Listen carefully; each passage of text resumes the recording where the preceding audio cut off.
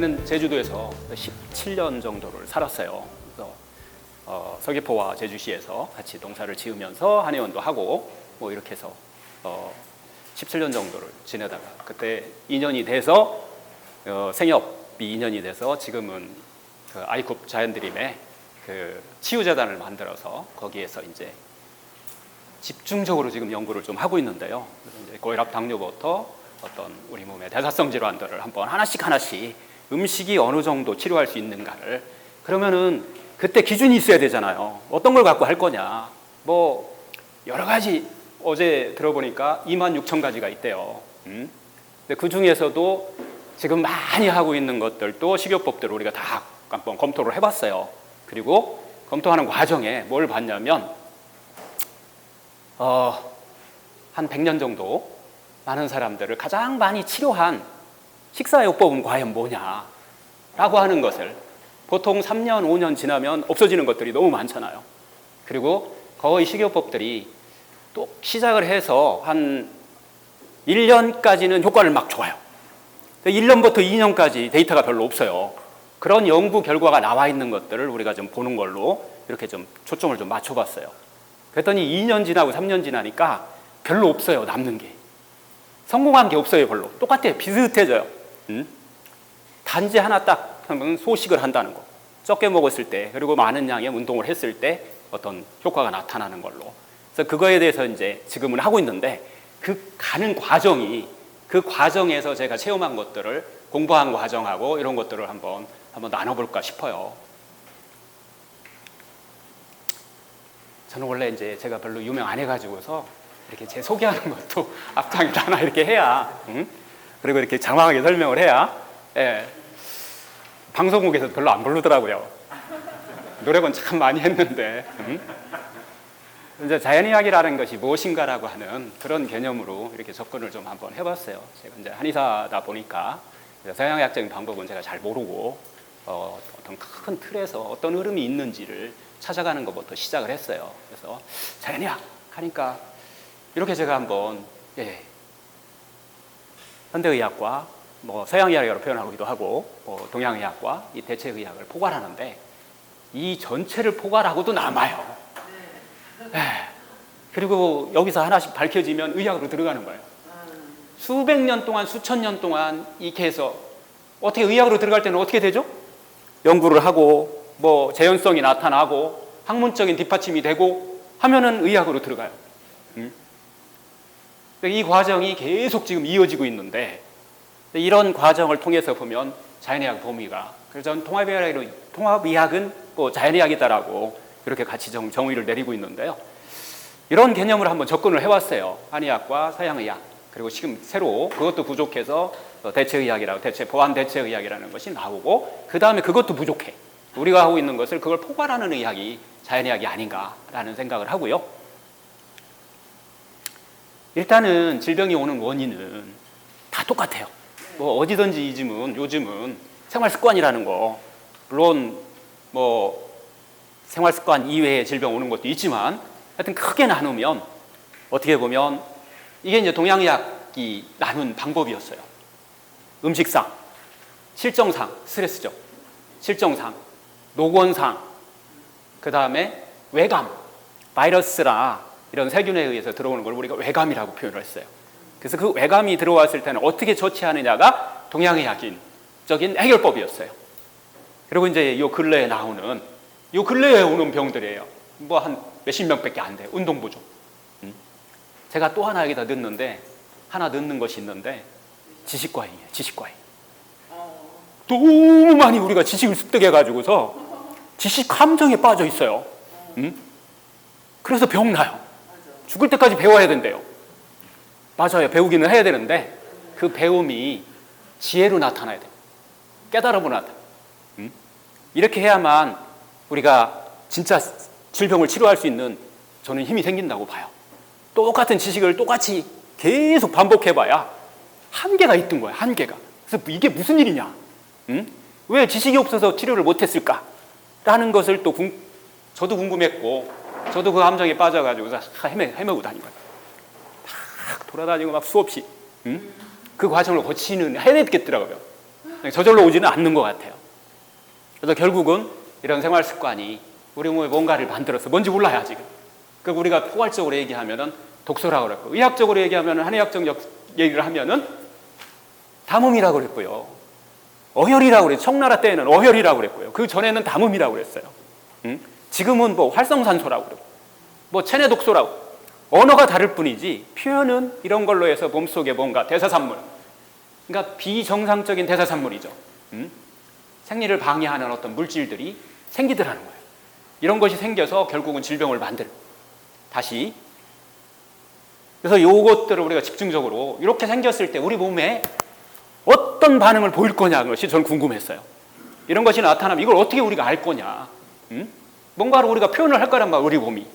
지금은 제가 찾은 것은 여기까지 찾았어요. 반드시 우리 몸에 반응을 한다.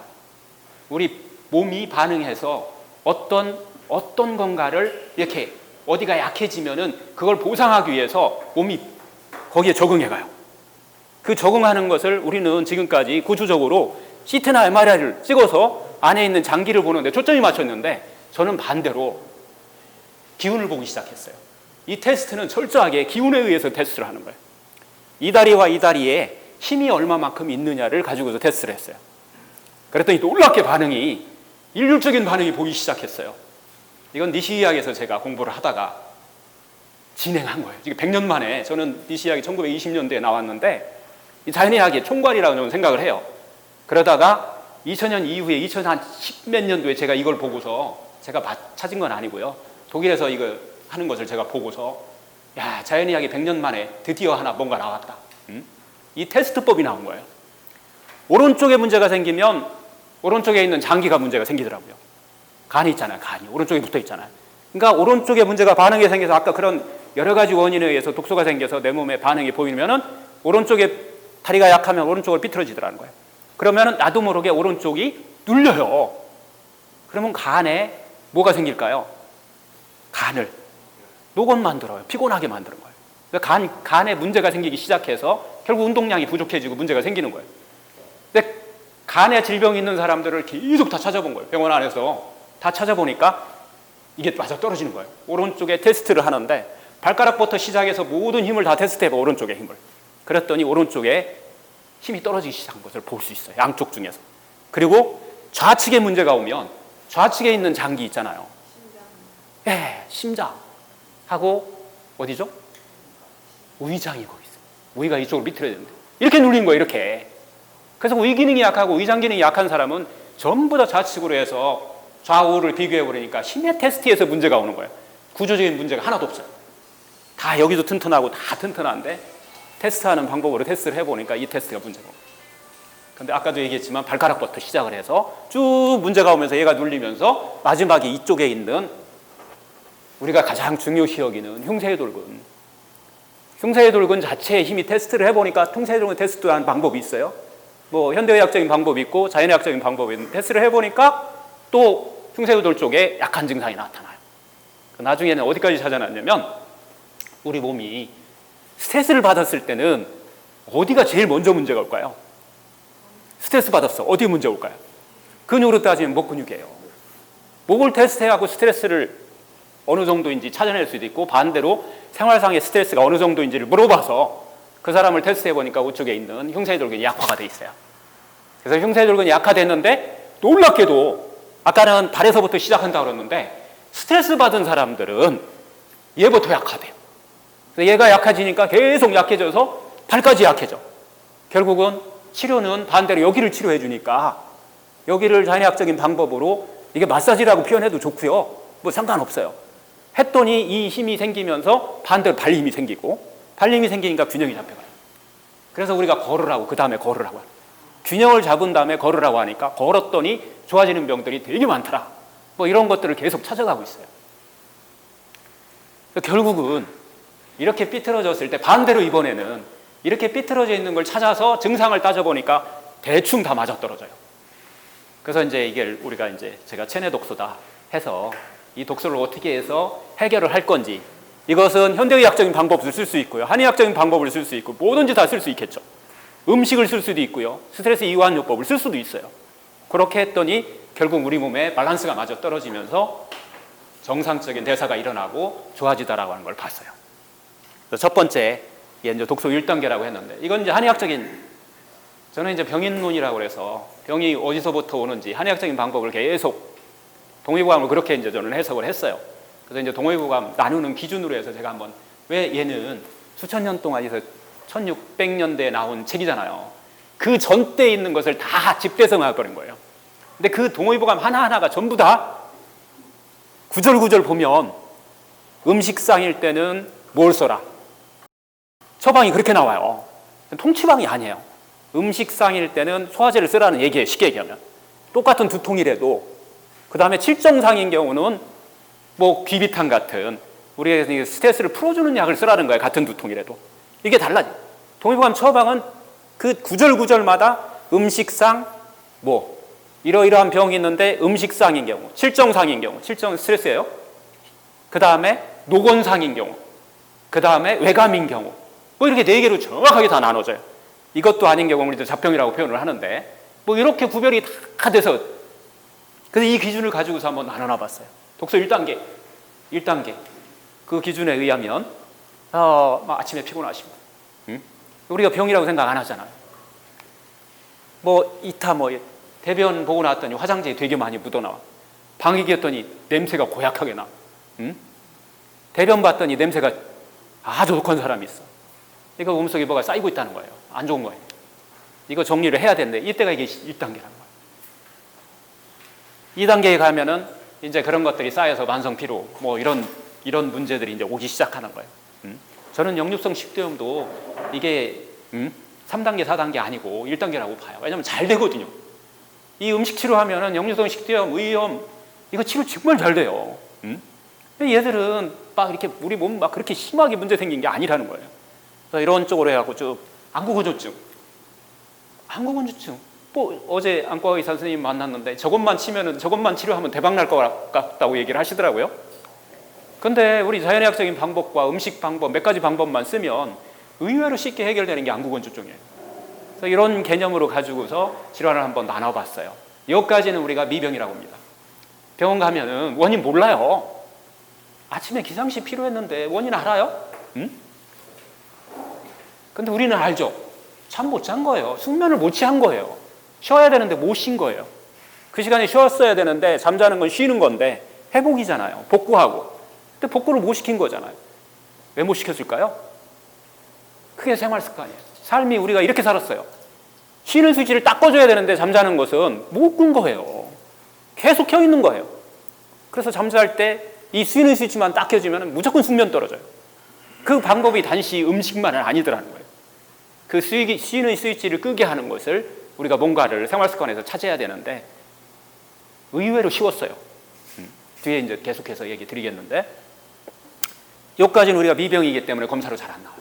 검사로 나오기 시작하면은 제가 볼 때는 독소 3단계인 2단계 가야 돼요. 고혈압, 당뇨, 뭐 이 혈액 검사로 변화가 일어났어. 이미 축적돼서요. 여기까지 온 거예요. 근데 질병은 이 과정을 거친다는 거예요.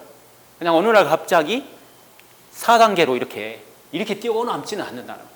지금 의학적으로 밝혀내잖아요. 치매 오기 전에 몇 년 전부터? 15년. 암은 10년 전부터. 씨앗이 싹트기 시작해서 그렇게 만들어진다는 거잖아요. 그런데 우리는 현재만 너무 쳐다보고 있어요. 암이 세포가 있으니 요 뒤에 이제 그거에 대한 왜 그렇게 우리가 볼 수밖에 없었는지에 대한 이야기를 한번 좀 같이 할 거예요. 마지막 단계 가서 이제 우리 생활 습관이 암의 메시지죠. 암의 메시지는 딱 하나입니다. 너 그렇게 살면 안 돼. 너 여지까지 사는 것이 그렇게 살면은 너 목숨을 빼앗을 수도 있다라는 메시지 경고예요. 근데 그 메시지를 알면 그 사람은 암이 재앙이 아니고 뭘까요? 빨리 알면 은혜예요, 은혜. 너무 늦게 알고 그것을 막 해버리면 그건 재앙이에요. 하지만 빨리 와서 내 생활을 바꾸고 결국은 암이라는 메시지는 본성으로 돌아가라. 행복하게 살아라고 하는 메시지예요. 네가 그렇게 못 살고 있기 때문에. 그래서 이 얘기는 조금 뒤에 또 계속 할 거고요. 그래서 제가 이제 역사학적으로 이제 찾아보기 시작했어요. 이게 무슨 얘기냐. 동서양을 갖다가 한번 찾아보니까 그때는 똑같아요. 기원 전 얘기예요. 똑같은 얘기를 하고 있었어요. 서양의학에서는 마인드 바디 스피릿, 동양의학에서는 정기신, 몸과 마음과 정신으로 이루어졌다. 우리 몸이. 그 의학을 실천한 분이 히포크라테스예요. 그 전에는 뭘까요? 우리가 병이 오면 신으로부터 벌을 받는다고 생각했었어요. 히포크라테스의 의미는 신을 그러니까 미신을 그 무당 같은 그 미신으로부터 질병을 갖다가 분리해낸 거예요. 사람이 잘못해서 온 거지 네가 신한테 잘못해서 병이 온 게 아니라는 것을 이분이 실천하신 거예요. 그리고 그걸 가지고서 진료를 해보니까 정말 잘 됐어요.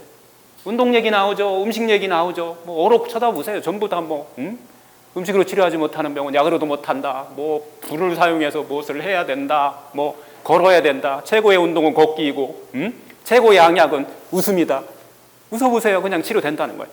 요즘 과학이 이거 다 밝혀내고 있잖아요.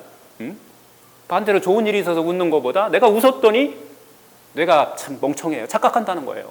계속 웃어줬더니 진짜 좋은 일 있는 줄 알고 그러면서 변화가 일어나더라는 거예요. 이게 과학이 계속 밝혀내고 있어요. 하여튼 이 시대에는 한의학적으로 얘기하면 정기신이에요. 정과 기와 신으로 우리 몸이 이루어졌다 그러고 이걸 어떻게 다룰 거냐는 얘기예요. 우리가 의학의 2대 신 하면 누군가요? 히포크라테스, 서양의학자 히포크라테스. 두 번째 갈렌이라고 불리는 갈레노스. 이게 히포크라테스 의학을 이분이 주석을 달고 다 해석한 분이 갈레노스예요. 이 두 분 정말 치료 잘했거든요. 근데 이분의 학설을 보면, 갈레노스 학설을 보면 히포크라테스 의학을 전부 다 받아들여갖고 그것을 그대로 했지만 혈액순환에 대해서 얘기를 해요. 원리가 우리가 순환 대사잖아요. 혈액순환 얘기하는데 이분의 얘기가 뭐냐면 염기설을 주장해요. 즉 이게 염기설이라는 게 뭐냐면 우리 몸에 혈액은 가만히 있다는 거예요. 혈액은 꽉 차 있고 도는 것을 알았어요. 뭐가 도는다? 기운이 돈다는 거예요. 기운이. 뭐가 영적 기운이 막 돌아다니면서 우리 몸을 살려고 살았다는 거예요. 우리가 이때 지식을 이거 지금 들으면 참 우스운 얘기잖아요. 근데 우리 치료 못했나요? 치료 잘했다는 얘기예요. 우리가 알고 있는 지식이 물론 지식은 알아야 돼요. 이게 몇 년 가는 줄 아세요? 1500년을 가요. 1500년을. 아무도 근다리지 못해. 신앙하고 만나서 이게 종교하고 만나가지고서 이것은 불문율이에요. 두 분은 2대 신이야. 그분을 근다리면은 이거야 그냥. 놀랍게도 이제 이 하베라는 분이 1580 이게 1600년대 중반이 돌아가기 3년 전에 발표를 해요. 이걸 학설을 뒤집는 학설을 피가 돈다. 혈액이 돈다라는 학설을 그때 얘기를 하시는 거예요. 그래서 논문을 발표를 해요. 논문을. 그런데 생명의 위협이 계속 들어오는 거예요. 죽여버리겠다. 너는 신을 모독했어. 이 의학의 신을 모독하셨습니다. 너 죽일 거야. 발표를 못해요. 죽기 3년 전에 발표를 합니다. 그래도 혈액은 돈다. 심장이 돌린다고 생각하신 거예요. 심장이 돌린다고. 그런데 이제 그 3년 정도 지나서 현미경이 발달한 시기예요. 우리가 눈으로 안 봤기 때문에 아무도 모르기 때문에. 근데 현미경이 발달하고 딱 보니까 누가? 말피기라고. 말피기가 딱 보니까 모세혈관이 있는 거예요. 심장만 갖고는 돌리기가 힘들어. 그래갖고서 이게 자연의학이에요. 너무 기뻤던 거예요. 그래서 하베한테 가르쳐 주려고 사람을 보내요. 그때 당시는 얘가 없었으니까 걸어갔겠죠. 걸어가 봤더니 가보니까 3년 전에 돌아가셨습니다. 그래서 하여튼 자기가 보고서 너무 기뻐가지고서 이게 가르쳐주고 싶어가지고서 하여튼 이런 과정을 거쳐서 우리가 혈액순환의 역사, 대사의 역사가 어떻게 보면 시작된다고 볼 것 같아요. 그런데 의학의 역사에 여기서 방점을 찍어요. 누구죠? 비료요입니다. 루돌프 비료. 이분이 세포병리학을 발표를 하는 거예요. 세포병리학 발표하면서 어디서부터 질병이 시작된다? 인체 내로 이제 끌어들인 거예요. 마인드하고 바디가 사라져요. 마인드하고 스프릿이 사라져요. 질병의 원인은 바디라고 보는 거예요. 바디 때문에 질병이. 세포 내로 끌어왔으니까. 그래가지고서 결국은 우리가 이제 서양 의학의 시작은 현대의학의 시작은 세포 병리학으로부터 시작돼.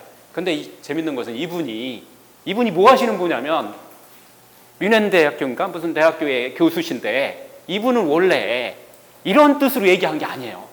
사회학 하시는 분이에요. 의사인데 그래서 질병의 원인이 이분은 정치라고 본 거예요. 사회적 정치가 스트레스 주면 병이 오기 시작해갖고 세포가 바뀌더라. 응? 그래서 이분이 나중에 뭐 우리로 얘기하면 시의회 의원이 나오고 뭐 그렇게 하면서 이 사회 활동을 하셔가지고서 결국은 어떤 사회적인 어떤 생활 습관에 우리가 삶 속에서 여러 가지 우리를 스트레스 주는 것들이 질병을 만드는 걸로 이렇게 시작을 해갖고 세포병리학이 시작을 해요. 이때부터는 이제 바디가 시작돼요. 우리 몸에 결국은 시간이 지나면서 1900년대에 들어오면서 누구가 나오기 시작하냐면 이제 마인드를 가지고 이것만 갖고 해석이 안 되니까 마인드를 주장하는 사람들이 막 나오기 시작하는 거예요. 그게 누구죠? 여기는 안 나왔지만은 우리가 다 알고 있는 뭐 칼융이나 프로이드나 이런 분들이 또 하나의 의학으로 결국은 제가 볼 때는 다 자연의학으로 다 지금은 합쳐지고 다시 넓혀지고 있다라고 보여지는 거예요. 왜? 하나만 갖고 안 되기 때문에. 결국은 나중에 음식으로 치료하는 제가 오늘 소개해드릴 분은 막스거슨하고 이쪽에 얘기하는 니시가조조를 소개해드리려고 해요. 이 두 분을 가지고서 우리가 또 원리를 한번 찾아보는 치료의 원리를 찾아가지고서 그 치료에 맞춰가지고서 한번 식단도 한번 짜보고 이렇게 하는 과정을 한번 해보려고 합니다.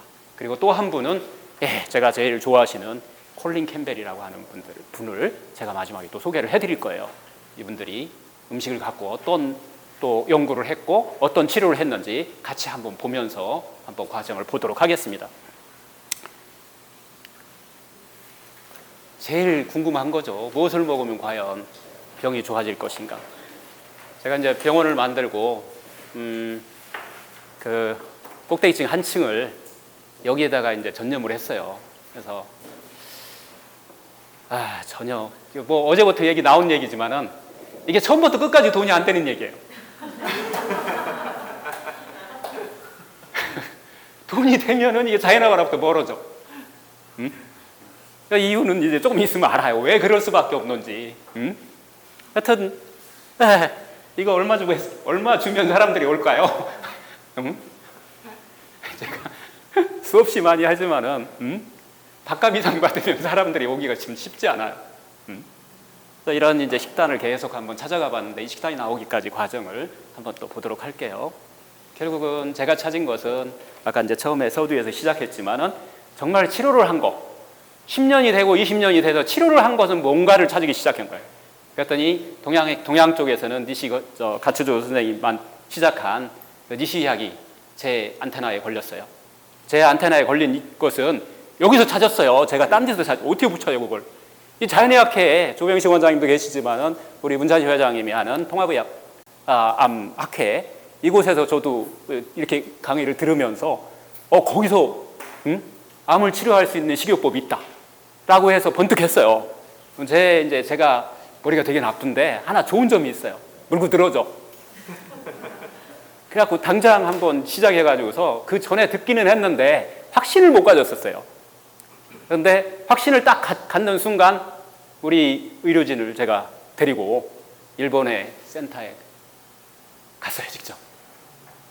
일본 병원을 가가지고서 입원도 하고 이렇게 해가지고서 그분하고 이제 충분히 대화도 이미 공부는 충분히 다 돼 있는 상태에서 거기 가서 이제 또 효과라든가 이런 걸 직접 눈으로 봐야 되니까. 근데 대단했어요. 그 치료하지 못하는 병들만 오시는데 치료율이나 모든 면에서 이렇게 치료하는 방법이 있을까? 1년, 2년 보는 게 아니라 뭐 그냥 10년, 20년을 보는 거예요. 그 과정들이 100년 동안 쌓아놓은 거니까. 제가 간 병원은 와다나베 시오 병원이었어요. 왜냐하면은 원래는 와다나베 시오라고 하는 의사 선생님하고 니시가초주의 제자 중에서 또 하나는 고다미치오라고 하는 분이 있어요. 원래는 고다미치오 쪽이 훨씬 더 우리하고 잘 맞아서 거기를 가고 싶었는데 제가 가기 전에 몇 개월 전에 돌아가셨어요. 그래서 결국은 와다나베 시오 병원에 가서 입원을 하면서 같이 이렇게 좀 정리를 해본 건데요. 어떻게 보면 간단하죠.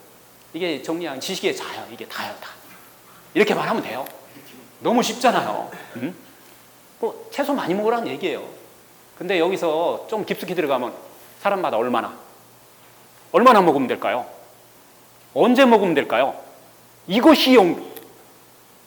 우리는 갖고서 이거 먹으래? 그냥 먹어. 한 게 아니라 얼마나 언제 먹느냐가 훨씬 더 중요했어요. 물도 마찬가지고요. 생수, 그 다음에 소식해야 된다는 거 다 알잖아요. 요즘 16대 8이 간헐단식이라고 하는데 1920년대부터 시작된 거예요. 16대 8은. 이걸 간헐단식이 아니고 원래 간헐단식은 뭐 일주일에 한 번 굶고 뭐 한 달에 한 번, 두 번 뭐 굶고 이런 것들을 우리가 간헐단식이라고 표현하는데 원래 미시의학에서 얘기하는 그 간헐단식은 16대 8, 뭐 14대 매가 되냐 12대겠죠? 뭐 이런 식으로 한 것들을 그 과정에서 어느 정도 좋아지는지를 다 표현이 된 거예요. 그래서 이것을 또 언제 해야 되느냐, 언제 굶어야 되느냐, 저녁에 굶는 게 나을까, 아침에 굶는. 보니까 연구가 너무 잘 돼 있는 거예요. 어느 때 굶는 게 더 좋을까요? 아침. 예. 놀랍게도 아침에 굶는 게 나아. 그런데 왜 우리 현대의학에서는 아침 굶으면 안 된다고 우리가 절대 안 된다고 그럴까요? 생로병사 병 2번 봤어요. 아침 굶으면 병이 훨씬 많아진다고. 구조로 본 거예요. 뒤에 나와요. 흐름으로 봐야 되는데 이걸 구조로 봐요.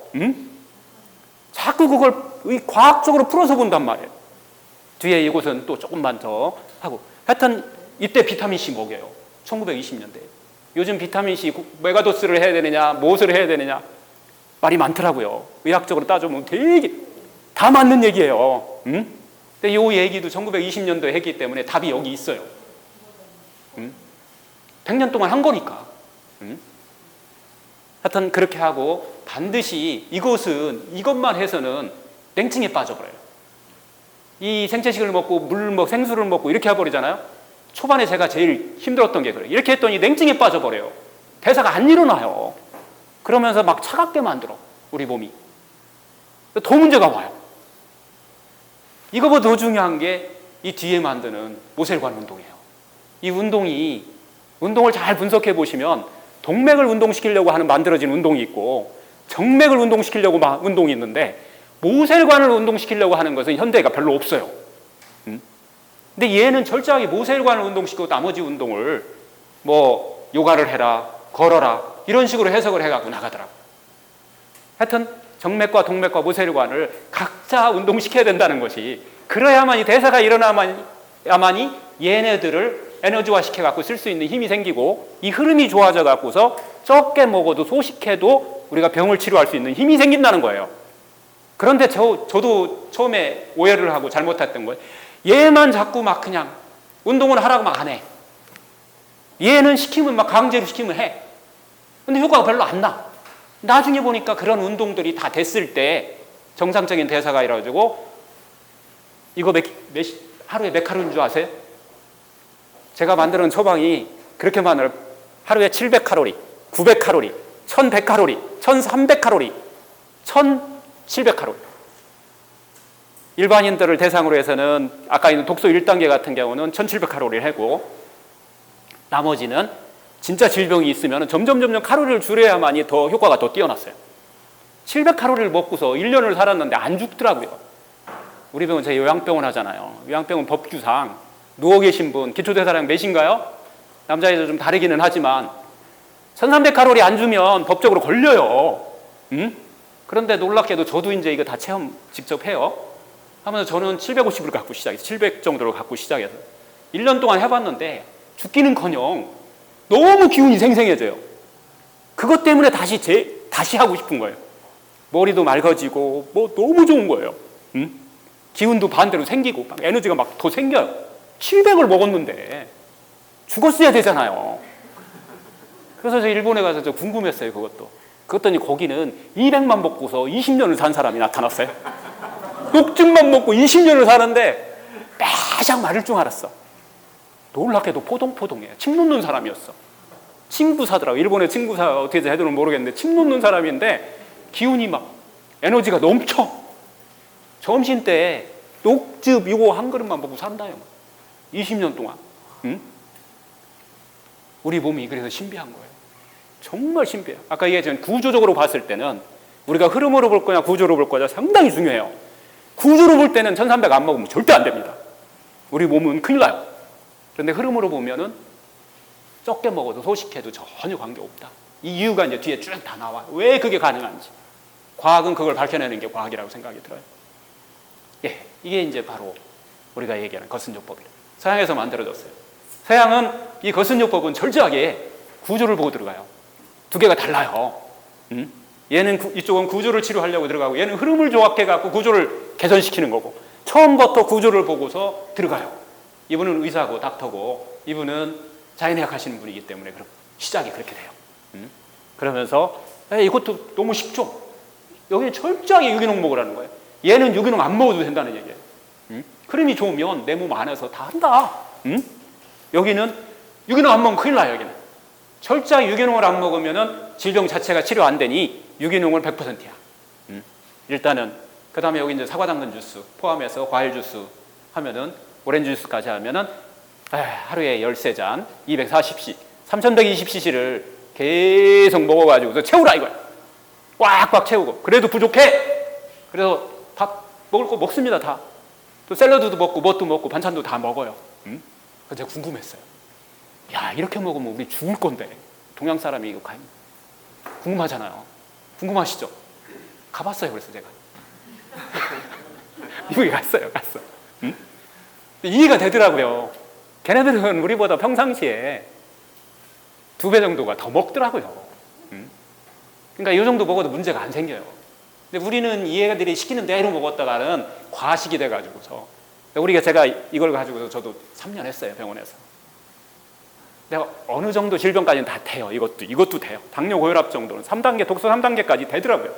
4단계 좀 힘들어요. 5단계는 제가 해보다가 처음에는 저도 이게 막 따라하다 보니까 어떻게 해야 돼요? 이대로 해야 된다. 이대로 해야 된다 그러니까 한 6잔쯤 드시고 나서 암 환자분들이 나 그냥 죽을래. 굶는 것보다 이렇게 많이 먹는 게 더 힘들어요. 더 이상은 못하겠다고. 그리고 또 그 부족한 영양소를 이렇게 채웁니다. 이거요. 처음에 제가 아마 한국에서는 그래도 제일 빨리 했다고 봐줘요. 제가 영어도 잘 못하고 해서 의사 한 분을 제가 고용을 했어요. 이 전담 의사를. 그래서 보니까 우리나라 책 보고서 하다 보니까 그 의사 선생님 얘기가 우리나라 책 보면 안 됩니다. 그 원서를 보니까 많이 해석이 달라요. 결정적인 순간에 막 달라. 그래서 그 의사가 다시 재해석을 하고 필요하면은 전화해서 또 물어보고 센터에 그러면서 한 3년을 해봤는데 우리 체질하고는 조금 우리는 적게 먹는 소식 체질이 맞다라고 해갖고서 결론은 뒤에 이제 다시 저는 이건 버리고 이게 효과가 없어서가 버린 게 아니라 저하고 좀 안 맞다 싶어갖고 이쪽으로 집중적으로 우리가 연구를 하기 시작했어요. 얘 3년 했고 얘는 이제 3년이 아니죠. 지금 뭐 한 6, 7년 들어갔고 여기는 3년 한번 병원에서 집중적으로 한번 해봤어요. 연구소를 만들어가지고서. 그래서 공통점이 있고 다른 점이 있어요. 공통점은 단백질을 안 먹는다는 거예요. 동물성 단백질을 금기해요. 둘 다. 오늘 제 요점은 동물성 단백질에 대해서 핵심적으로 이야기를 하려고 지금 하는 거예요. 공통점은 동물성 단백질을 안 먹어서 암을 치료하고 이렇게 마지막 독소 5단계 생명과 관련돼 있는 질병을까지 치료한 거예요. 이분들이 처음부터 암을 치료했냐? 아니에요. 니지 가쪼주는 자기가 17살에 결핵에 걸립니다.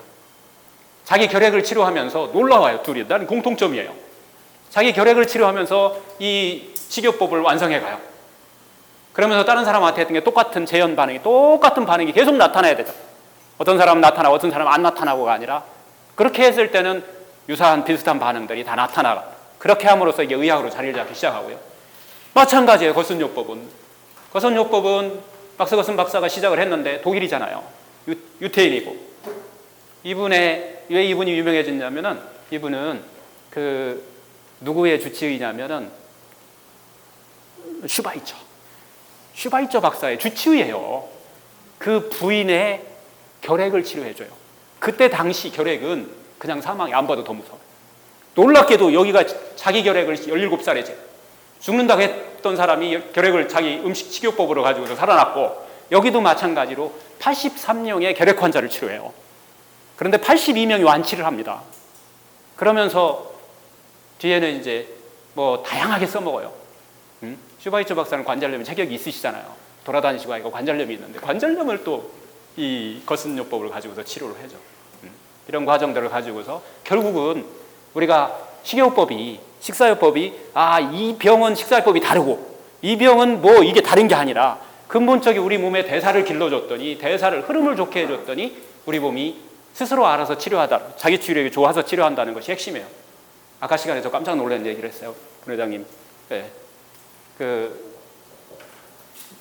우리 몸이 스스로 알면 융단 폭격을 해갖고 치료된다고 그러잖아요. 그거 만들어주는 거예요.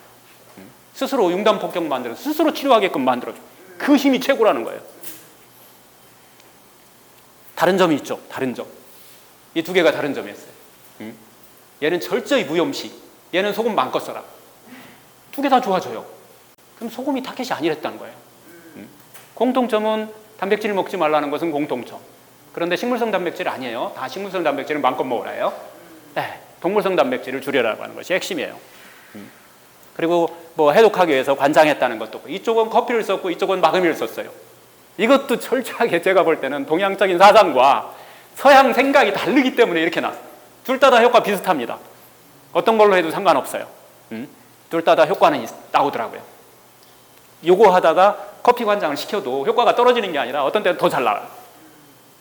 요거 하다가 저거 마그밀 관장도 시켜봤어요. 그것도 똑같아요. 그래서 여기는 아까 얘기했듯이 바디를 치료하는데 음식을 쓰고 마인드를 교정하는 흐름을 좋게 하는 것을 운동으로 썼고 또 이제 풍욕과 냉온욕이라는 것은 얘는 철저하게 뭐냐면 우리 지금 얘기하는 명상이에요. 스트레스 풀어줘. 스트레스를 해결하기 위해서 우리 몸속에 스트레스를 해결하기 위해서 해주는 건데 요거까지 하고 우리가 그래서 제가 이제 영양학 궁금했어요. 그래서 제가 인천인데 병원이 되게 궁금한 거예요. 영양학을 처음에 접할 때 그래서 대학원을 또 영양학 대학원을 또 들어갔어요. 들어가서 이제 공부를 좀 해보니까 제 생각하고 너무 다른 영양학을 하고 계시더라고요. 하다가 6학점 대학원은 6학점만 따면은 이제 졸업장 준다고 막 하는데 이거 따야 제가 큰 의미는 없을 것 같아가지고서 이제 방향을 다른 걸로 이제 돌렸는데 하여튼 제 생각은 우리가 아까 얘기했듯이 서양의학이 철저하게 구조 중심이다. 구조 중심으로 따졌을 때는 우리가 오늘 뼈와 근육과 혈액과 신장 우리 몸을 만드는 것은 5가지 영양소로 충분합니다. 5대 영양소로. 이 영양소에 의해서 우리 몸이 만들어지는 것이 그래서 칼로리 영양학이에요. 철저히 칼로리에 의해서 부족하면은 이게 문제가 된다는 거와 이걸로 충분히 설명할 수 있다는 거예요.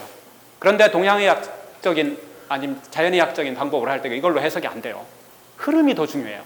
5대 영양소에 그래서 물이라든가 식이섬유라든가 파이토케미칼 그 다음에 발효식물이라고 우리 얘기하는데 효소라고 우리가 표현하는 이런 것들이 우리한테 필요했던 거예요. 얘들은 철저하게 구조를 만드는 게 아니라 흐름을 만들어주는 영양소들이에요. 칼로리가 없잖아요, 별로.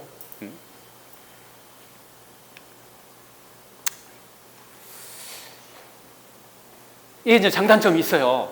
두 개 다 뭐 단점이 뭐 장점이 이게 아니고 두 개 다 서양의학이 갖고 있는 지금 현대 영양학 이쪽에 보니까 장점은 얘들 진짜 체격 좋아지고요.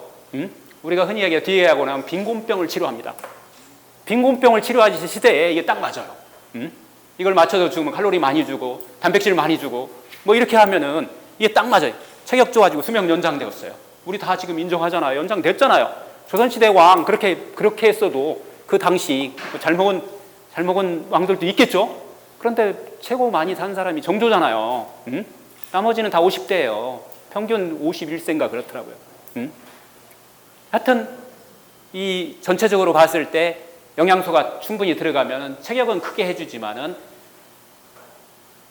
또 하나 단점이 뭐가 만들어냐? 암, 고혈압 이런 병들을 우리가 얘기하는 풍요병입니다. 풍요병. 풍요에서 된 병이에요. 두 개를 다르게 접근을 해야 된다는 거예요. 그래서 말기암 환자에 니시오법을 적용한다? 미친 짓이에요. 말기암 환자에 다 에너지 다 없는데 이때 적용하면 안 돼요. 이제 이렇게 접근을 해야 되는데 다르게 접근을 해야 되는데 우리는 또 저도 그 함정에 빠져서 이거면 다 된다고 막 왜 되는 사람이 있거든요. 그러니까 막 그거면 다 된다고 막 접근을 한 거예요. 이게 한계더라고요. 그리고 이쪽에 칼로리보다는 제철 음식 지금 얘기하는 유기농 이런 것들은 칼로리가 아니잖아요. 에너지잖아, 에너지. 에너지의 흐름을 좋게 하는 거였어요. 아까도 얘기했지만 그 에너지가 흐름이 좋아가지고서 우리 몸이 자기 치유력이 폭발적으로 늘어나서 병을 치료하는 방법으로 이런 방법들을 쓴 거예요. 서로 다르다는 거예요. 장점은 지금 현대에 필요한 건 대개 다 풍요병이에요. 풍요병을 치료하는데 상당히 도움이 되더라는 거예요. 그리고 단점은, 이게 단점이 제일 큰 문제예요. 제일 큰 문제. 실천하기가 어려워요. 이건 실천을 안 하면, 이론적으로만 갖고 실천을 안 하면은 이게 환자도 안 해요. 내가 안 하면, 어제 어느 분이 아주 좋은 말씀 하시더라고요.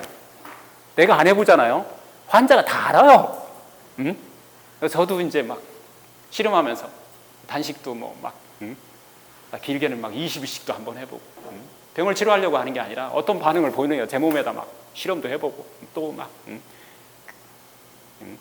생체식 같은 경우도 뭐 2개월씩 한번 해보고 그 뒤에 이제 제가 체험하고 또 환자들한테 시켰던 것을 간단하게 또 소개를 좀 해드릴게요. 하여튼 실천하기 어렵다라고 하는 가장 큰 단점이에요. 풍요병은 치료하지만 실천하기 어렵다. 다시 이걸 조금 더 구체적으로 좀 해보면 정기신이라고 그랬잖아요. 구조라는 것은 정을 얘기하는 거예요. 즉 바디를 얘기해요. 동서양이 똑같은 얘기를 하고 있어요. 기라고 하는 것은 흐름을 얘기하는데 이건 서양에서 마인드예요. 이게 두 개가 정상으로 돌아가면 그 다음에 나오는 게 신이에요. 이 신이 나와야만 질병이 치료되지. 신이 안 나오면은 질병이 치료가 안 돼요. 놀라워. 저는 이거 쳐다보고 소름이 끼쳤어요. 우리는 뭔가를 주면 그걸 주면은 반응이 나와야 되잖아요. 좋아져야 되잖아요. 이론적으로 의학적으로 다 좋아져야 돼요. 근데 그거 다 쏟아 넣는데도 안 좋아져요. 그거 보면은 이게 안 나온 거예요. 이게 신이 안 나온 거예요. 이 흐름이 좋아서 세포까지 쭉쭉 들어가야 되는데 들어가다 멈춰요. 이 흐름을 좋게 하는 게 바로 음식인데 이때 음식이 아까 얘기한 구대 영양소라는 거고 이것을 하기 위해서 운동을 해야 되고 명상을 해야 되는 거예요. 이 흐름을 좋게 해요. 그랬더니 이 흐름이 좋아졌더니 효율이 올라가요.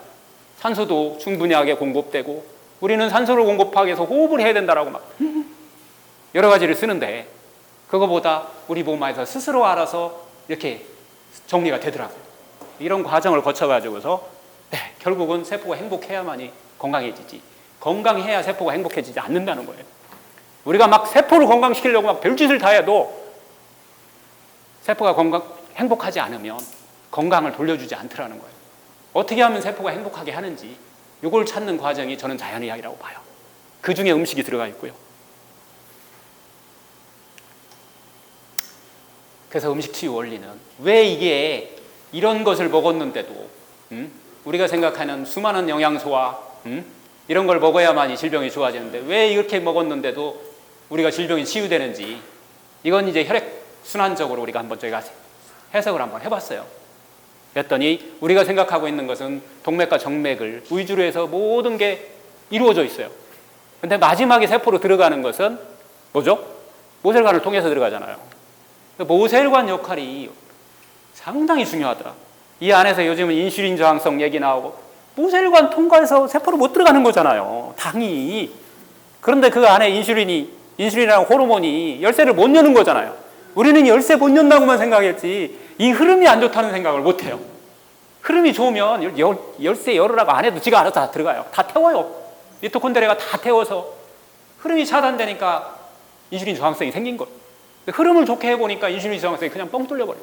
근데 이걸 구조로 해석하면은 방법 없어. 인슐린 저항성 어떤 방법이 있나요? 당뇨약 더 줘야 되나요? 결국은 우리는 동정맥에 너무 혈액순환을 이쪽에 좀 초점되어 있다. 의학이. 그래서 이 모세혈관이 흘러가는. 그래서 이 모세혈관이라는 것은 그럼 어떻게 생겼느냐. 이 모세혈관 해부 구조도를 보면 이건 뭐 이제 의학적으로 요즘은 뭐 다 밝힐 수 있으니까 이렇게 생겼어요. 요게 우리가 얘기하는 동정맥 문합이라고 합니다. 이거 처음에 만드는 사람이 로블리 박사인데 처음에 찾아낸 거예요. 로블리 박사가 찾아냈는데 동정맥 문합을 그 당시는 글로미라고 했어요. 글로미라고 표현을 했어요. 그래서 글로미가 어떻게 작동되느냐가 숙제였어요. 얘가 작동이 돼야 돼, 얘가. 이 모세혈관의 적혈구가 통과하고 산소와 영양소가 공급되려면, 여기를 통과해서 세포로 공급되려면 얘의 작동이 잘 돼야 된다고 본 거예요. 그래서 결국은 모세혈관이, 우리가 모세혈관이라는 말 그대로 머리카락의 10분의 1 정도 되잖아요, 굵기가. 거기에 이 정도 크기의 모세혈관이 흘러간다고 생각을 해요. 하나씩밖에 안 통과 안 해요. 그래서 엄청난 모세혈관이 공급되면서 세포에 공급해주는 마지막 줄기가 모세혈관이라는 거예요. 이렇게 얘가 확대했다. 얘가 가면 얘가 폐쇄되고, 얘가 폐쇄되면 얘가 확대. 이거 뭐예요? 동양으로 따지면 음양이 좋아해요.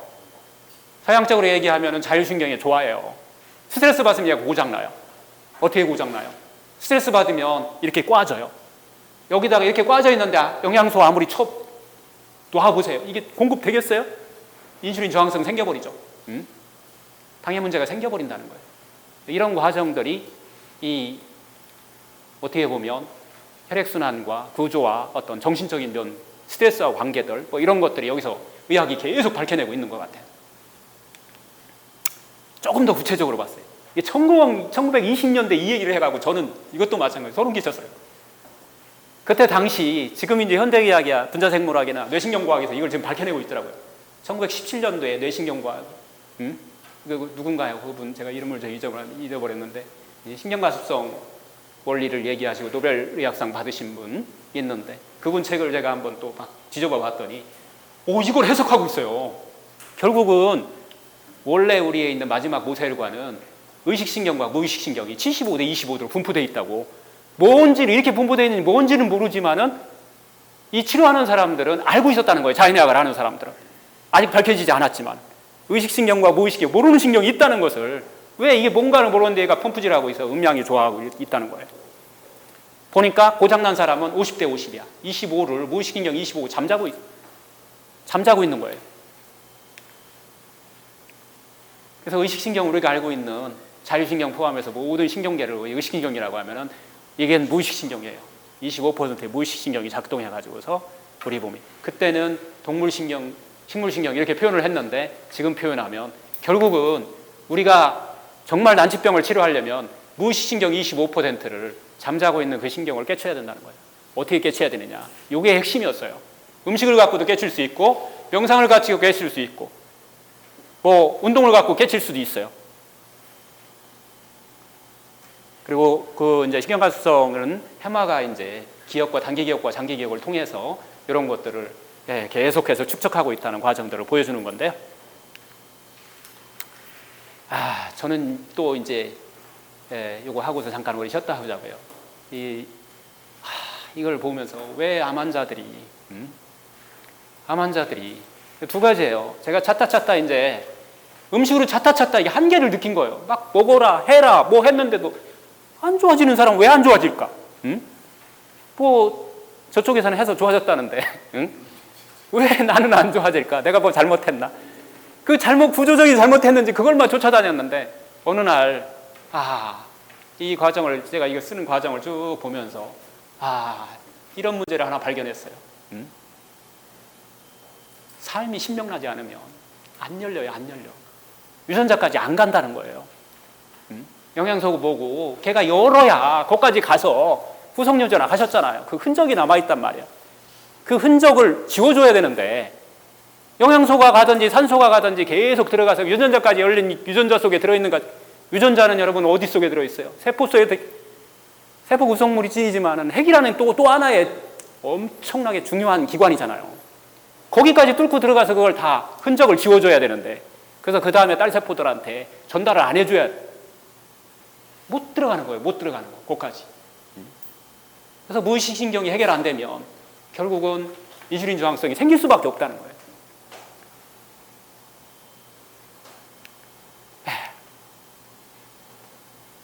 이걸 기준으로 해서 이제 처방전을 만들기 시작했어요. 거선요법과 니시요법을 가지고서 했던 경험을 가지고서 이제 처방전을 만들어 들어가는데, 제가 2개월 동안 생체식을 한번 해봤어요. 이제 75kg 나갔었죠. 75kg에서 저는 살을 빼려고 생각은 이만큼도 없었어요. 왜냐면은 제 살찌는 게 소원이었거든요. 제가 60에서 15kg 찌는데 얼마나 많은 돈을 투자했는데 그걸 거기다가 다 날린다는 게. 근데 머리가 맑아지고 뭐 다른 질병들이, 제가 당뇨가 있어요. 우리 집이 7남매인데 어머니 아버지가 당뇨고 45세만 되면 모조리 당뇨예요. 그래서 저도 마찬가지 45세가 안 생길 줄 알았어요. 음식도 좀 유기농만 먹었고 그렇게 해서 먹었는데도 불구하고 여지없이 찾아오더라고요. 그래서 이걸 한번 유전자를 한번 바꿔보자 라고 하는 것이 시작되고 당뇨 오니까 뭐 또 당이 많아지니까 여러 가지 문제 있잖아요. 저는 이제 숙면 못 취했고요. 그러니까 당이 계속 높으니까 잠잘 때도 계속 당이 높다 보니까 그걸 이제 당 스파이크라고 얘기하는데 잠을 푹 못 자요. 걔가 계속 각성시키는 것 같아요. 그래서 숙면을 취할 수 있는 방법들을 찾고 뭐 하는 과정에서 이제 식사를 계속 조절하는데 그때 이제 뭐 그리고 또 뭐 여러 가지 다른 여러 가지 질병이 있었는데 그런 것들을 해결하기 위해서 이제 생채식을 한번 해본 거예요. 말 그대로 생채식이 이거였어요. 그래서 환자들한테 시켰지만은 제가 이것을 직접 한번 해봤는데 여기까지 먹으면 생채식이에요. 이렇게. 그리고 여기 간헐 단식해야 돼. 이거 처음에는 뭐 녹즙 먹고 못 먹고 이렇게 뭐 사과당근 주스 먹고 했는데 이게 끊을 때 아침을 조절해서 16대 8을 할 때 제일 중요한 게 이거 보통 있는 게 아니에요. 그런데 제가 이제 일본 가서 깨달은 거예요. 갠소리 까짝까짝 하지 말고 그냥 일주일간 확 해버려라. 일주일 그냥 아침밥 끊고 아침밥 끊을 때 조건이 있어요. 이 조건을 충족하지 못하시면 무조건 아침밥 먹어야 돼요. 아까 이제 구조적으로 봤을 때는 아침밥을 먹는 게 무조건 맞아요. 그래서 텔레비전에 나와서 의사 선생님이 얘기하는 게 틀린 게 아니에요. 그 구조로 보고 흐름으로 보는 것이 차이인데 그러면은 흐름을 만들게 하기 위해서는 아침밥을 끊어야 되고 구조를 만들기 위해서는 영양소를 섭취해야 되니까 아침밥을 먹어야 되는 거예요. 그 두 가지를 충족화시키는 방법은 아침밥을 안 먹을 때는 반드시 점심 먹기 전에 얘를 먼저 먹어야 돼요. 생채소를 먼저 먹어야 돼요. 그러면은 세포가 적응해요. 그럼 일주일이면 끊을 수 있어요. 일주일이면. 그렇지 않으면은 계속 요요 나타나요. 16대 8 내가 이겼다고 생각해요. 한 달 지나보세요. 절대로 싸워서 못 이겨요. 뇌하고 싸워서 이긴 사람을 제가 못 봤어요. 그거 싸워서 이기려고 18년 동안 어디 가죠? 면벽하고 앉아 있잖아요. 산속에 들어가서 절속에 들어가서 그래도 못 깨치잖아요. 못 이겨요. 이기려고 처음부터 생각하지 말고 다시 한번 얘기해요. 신명나는 삶을 사세요. 그러면 깨칠 수 있어요. 이게 깨져요. 하여튼 즐겨야 된다는 거예요. 이것을 내가 막 의지로 막 한번 해보겠다고 하는 게 아니라 이렇게 해보면서 내 머리가 맑아지는 거, 내 몸이 어딘가에 좋아지는 것을 느끼셔야 돼요. 그래서 다시 원상태로 돌아갔더니 그게 안 좋아. 그래서 다시 그거 하는 게 그래도 나아. 이렇게 자기 자신하고 정리해가면서 하셔야 돼요. 이 기간이 일주일밖에 안 걸린대요. 그 다음에 딱 일주일 지나서 또 그냥 막 먹잖아요. 머리 맑아지지 않고요. 여러 가지. 조금 더 하잖아요. 한 3주 정도 하잖아요. 처음에 일주일이나 2주일 할 때는 내 몸에서 냄새 나요. 나도 느껴져요. 내 몸에서 막 냄새나 막 독소 냄새가 나요. 3주가 지나가잖아요. 제가 진료하는데 저한테 들어오는 환자가 딱 있잖아요. 딱 들어와요. 사람 냄새를 다 맡아요. 어떤 경우는 무서워요. 돌아다니면 먼지 냄새가 이렇게 막. 딴 사람들 먼지 냄새 나니? 이게 무슨 먼지 냄새 난다고 그래? 한 달 지나니까요. 막 먼지 냄새가. 지나가는 데서 환자가 딱 들어오잖아요. 어찌저기 뭐 먹었는지를 알 수 있어요. 그 정도로 막 이게 얘가 열려. 그게 재밌어서 하는 거예요. 2개월 했는데 살이 이게 목적이 아니잖아요. 제가 살 빼는 게 75에서 그거 끼우려고 56kg까지 빠져. 그런데 56kg 빠졌으면 제가 죽든지 뭐 하든지 뭐가 돼야 되잖아요. 머리가 너무 맑아져. 그냥 그런데 행복해 그게. 저 싸지고 다녀서 해요. 뭐 사회활동 못한다고 천만에요. 고기 먹으러 고깃집에 많이 갔어요. 제 자신을 테스트하기도 하고요. 그리고 도시락 싸고 들어가서 그냥 너 보고 나는 이거 먹을게. 아무도 이상하게 안 봐요. 근데 물론 다른 친구가 이상하게 본다. 뭐 저 사람 뭐하다. 원래 그러느니 하더라고요. 하여튼 그런 과정을 거쳐갖고 자기 스스로 체득이 되면 그 다음부터 쉬워져요. 아까도 얘기했지만 여기까지 먹는 것이 우리가 하는데 이거 지방 빼도 돼요. 얘 빼도 되고요. 여기서 핵심이 뒤에 이제 탄수화물 얘기 나오겠지만은 탄수화물이 적이 아니었어요. 정제 탄수화물이 정제해서 걔가 적이었지. 걔가 우리 몸을 망가뜨렸지. 통곡물 탄수화물이 적이 아니에요. 저는 여기서 그거 발견했어요. 먹을 만큼 다 먹고 해도 괜찮더라. 제일 중요한 것은 제가 이상집이라고 표현했는데 일본에서 표현된 그대로를 했어요. 근데 저희들이 이제 아까 이걸 어떻게 만들어서 먹느냐, 여기서 5가지냐 3가지냐도 중요해요. 우리는 뭐에는 무슨 병이 좋으니까, 무슨 영양소가 많으니까, 걔를 무슨 병에는 뭐가 좋다네요. 제가 이 과정을 보면서 그런 거 없어요. 그냥 흔히 나는 거 있잖아요. 이 주위에 흔히 나는 것이 바로 자연이 우리한테 많이 먹으라고 한 거예요. 왜 많이 만들었겠어요? 골탕 먹이려고? 왜 산속에다가 산삼을 그렇게 숨겨놨겠어요? 산삼만 먹으면 오래 사나요? 건강한가요? 아니잖아요. 주위에 많이 흔한 것들을 골라서 먹으라는 얘기예요. 산삼같이 귀한 것들은 자연의 원리에 의해서 조금만 넣어라. 넣고 싶으면 이 원리가 자연의 원리하고 해서 하여튼 이 종류를 3가지 이상, 5가지 이상을 이 과정이 지금 1년 우리가 지금 씨름하고 있어요. 제가 이제 이게 2년이 돼서 유기농 치유재단, 아이컵 자연드림이라고 하는 유기농 치유재단에 거기 이제 좀 대표를 맡아가지고 이걸 이제 지금 뭐 좀 조언을 해주고 있어요. 진두지휘하지는 뭐 저 직업이 다른 거 있으니까 제가 병원 하기 때문에 거기 가서 진두지휘할 수는 없고 좀 이거에 대해서 이제 조언을 해가면서 지금 만들어가고 있는데 당뇨고혈압부터 이제 질환을 하다 보니까 똑같은 딜레마에 빠졌어요. 이것을 집에 가서 해먹으라면 해먹겠어요? 지금 이 바쁜 세상에? 안 돼요. 그래서 얘들을 골라가지고 정말 제철에 딱 나올 때를 골라가지고 다 채취해갖고서 지금 동결건조 공장을 만들고 있어요. 동결건조를 그대로 갖다가 그냥 동결건조를 시켜버리려고 해요. 보통 동결건조할 때 최고 약점은 뭐냐면 멸균을 해야 돼요. 열 처리를 해야 된다고요. 지금 시중에 나와 있는 게. 그 과정을 안 하고 하는 것을 지금 연구를 하고 있어요. 지금 1년 동안 계속해서 일단 동결건조만 하자. 그 상태 그대로. 식물 그 상태 그대로 동결건조를 시켜가지고서 그러니까 또 넣고 싶은 거 다 넣어요. 여러 가지 종류의 이 동결건조를 A, B, C 타입을 현대의학적으로 아까 어느 분이 어디 아프면 뭐 더 먹으면 되겠냐고 그것도 충족시키려고 그래요. 그래서 당뇨에 좋은 것들 집어넣고 동결건조 시켜버려가지고서 걔를 제 포인트는 그걸 넣느냐 안 넣느냐보다는 그걸 얼마나 넣느냐예요. 그리고 밥 먹기 전에 그걸 언제 먹느냐 중에 밥 먹기 전에 먹는다고 그랬잖아요. 이게 포인트라고 그랬잖아요. 얼마나 먹느냐가 2번째 포인트예요. 그래서 그 양을 갖다가 체하. 이 자연의학에서는 그렇게 얘기했어요. 어떻게 보면 자연의학하고 제가 니시하고 가끔 혼돈될 때가 있어요. 그런데 그쪽에서 얘기할 때는 일반인들은 잎채소 130 이상, 130g에 한 끼, 뿌리채소 130 이상, 260g 이상을 보고 체하가. 근데 저는 거기서 만들 때는 그게 기본이고, 저는 제 임상을 할 때는 200이었어요. 200. 그러니까 한 끼에 400g의 그 잎채소와 뿌리채소를 먹였어요. 그래서 처음에는 잎채소, 뿌리채소 그대로 먹였어요. 무슨 현상이 벌어졌을까요? 자기가 채소 엄청나게 먹는다는 사람을 갖다가 10명을 갖다가 구해가지고서 그 사람들을 병원에 오라고 그래갖고서 매일 점심에 이 프로그램을 했어요. 3일 지나니까 10명 중에서 9명이 한 끼에 400g씩 먹은 거잖아요. 속 부글거리다고.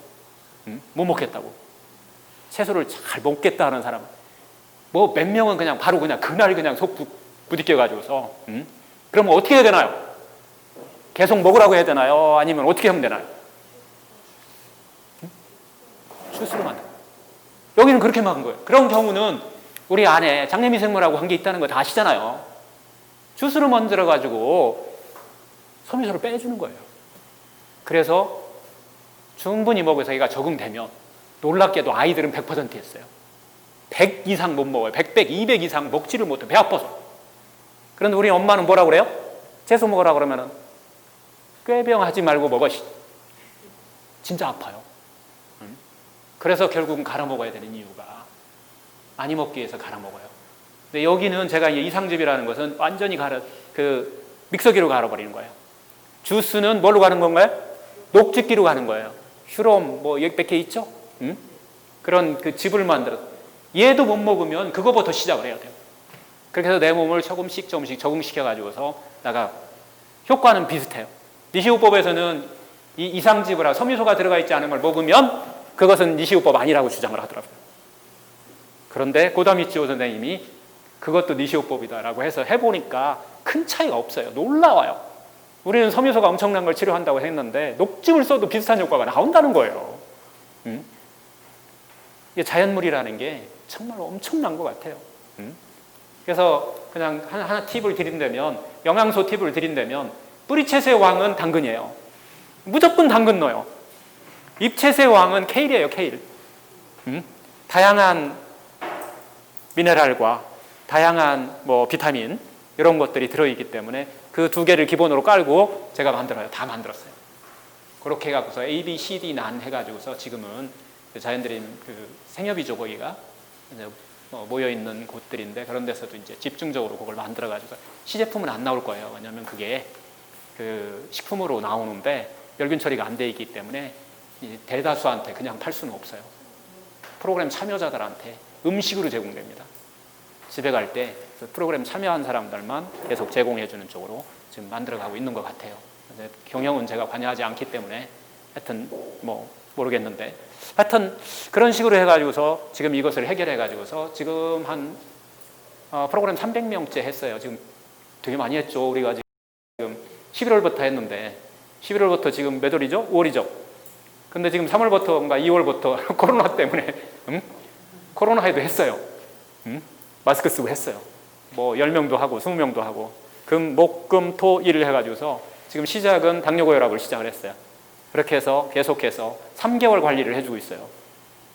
힐러라고 해서 힐러 교육도 시켜가지고서 그 힐러들이 1대1로 붙어서 3개월 동안 전화하고 찾아가서 잘하고 있는지 못하면 왜 못하는지 다 찾아가지고서 그래서 처음 시작할 때 혈액검사, 끝날 때 3개월 지나서 끝날 때 혈액검사, 좋아지고 당뇨약 끊은 사람은 돈 되돌려줘요. 지원금이 우리가 받아서 하는 거기 때문에.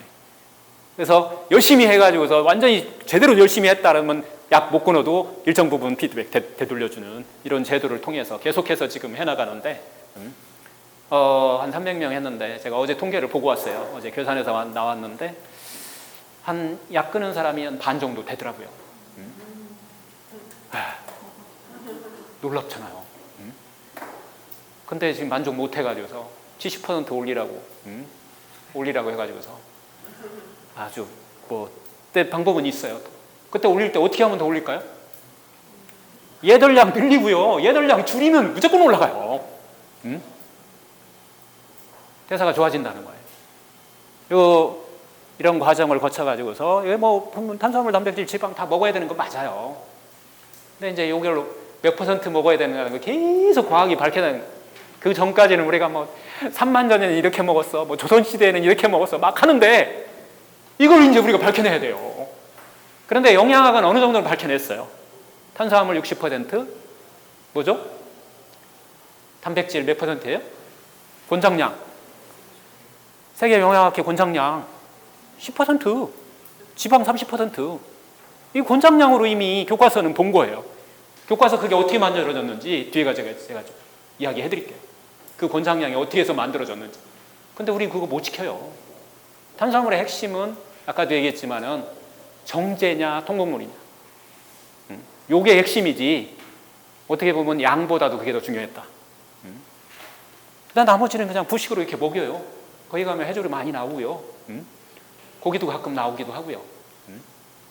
단백질 그 범위 내에서 같이 써보고 있는 거예요. 걔를 줄였다 써갔다 하고 또 하나 지금 케톤식도 우리가 지금 한번 해보려고 해요.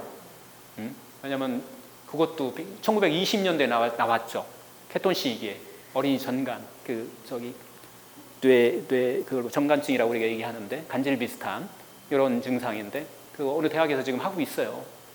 케톤식으로 했더니 그게 진정되잖아요. 그래서 그 방법대로 한번 또 시도를 해보려고. 어디다 시도를 하려면은 뇌질환에다 한번 해보려고 그래요.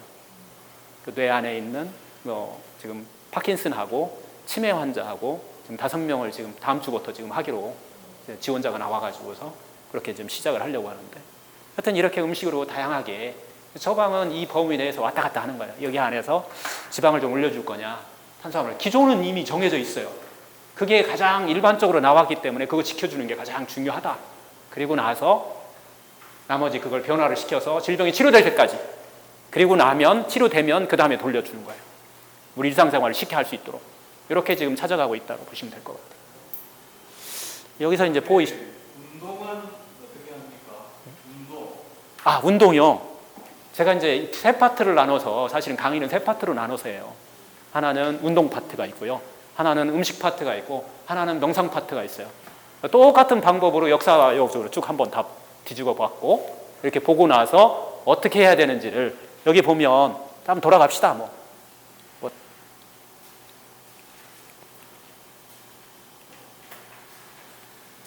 아까 얘기했듯이 저는 이렇게 구별을 했어요. 동맥을 중점으로, 얘가 뭐 동맥 한다고 뭐 모세혈관 운동 안 시키는 건 아니에요. 집중적으로 하는 것이 걷기와 파워워킹이다. 이 애들을 적절하게 바꿔가면서 파워워킹과 걷기를 갖다가, 이건 항상 이 운동의 원리는 저는 생체 리듬 원리라고 봐요. 긴장과 이완을 계속 반복시켜야 되는데, 우리가 암 환자들을 보면 의지로 해요. 의지로 막 산악훈련도 하고 막 의지로. 왜? 운동이 치료한다고 하니까. 근데 제가 아까 처음에서 테스트 해갖고 걷기 시간을 찾을 수 있거든요. 30분 이상 걸을 수 있는 사람이 그렇게 많지 않아요. 흐름으로 봤을 때, 구조로 봤을 때 그 사람 3시간 걸어도 되는데, 그 이상 30분 이상이 되면은 노건 과로해요. 반대로 운동 효과가 제가 볼 때는 떨어져요. 그것도 우리가 테스트가 다 가능해요. 그 테스트법이 나오면서 이게 정리하기가 너무 쉬워졌어요. 그래서 이 운동 걷기와 파워워킹을 10분 10분 나눠서 합니다. 10분은 일반적으로 걷기 하고, 어느 정도 몸이 풀렸다 그러면 파워워킹을 해가지고서, 이 파워워킹 할 때는 가장 중요한 이 뒷다리가, 여기 뒤에 정맥이 상당히 중요하기 때문에 뒷다리를 마지막에 쭉 펴주면서 파워워킹 할 수 있도록 그렇게. 근데 이것은 제가 만든 게 아니고 제가 한번 다 찾아보고 또 임상에서 또 써보기도 하고 하니까 뭐 괜찮더라고요. 그 외국 책을 다 뒤져보니까 뭐 그런 파워워킹이라고 하는 이런 방법이 있는데, 하여튼 이런 것들이 있고요. 정맥 운동으로 해갖고서 잡아놓은 게 있어요. 발목 펌프 들어보셨어요? 이건 니시의 제자가 만드는 거예요. 니시가 만드는 게 아니고 일본에서 나온 건데, 뭐 6,000회 했더니 뭐 막 병이 치료됐다 그래서 치료 못하는 병이 없어. 이해가 돼요.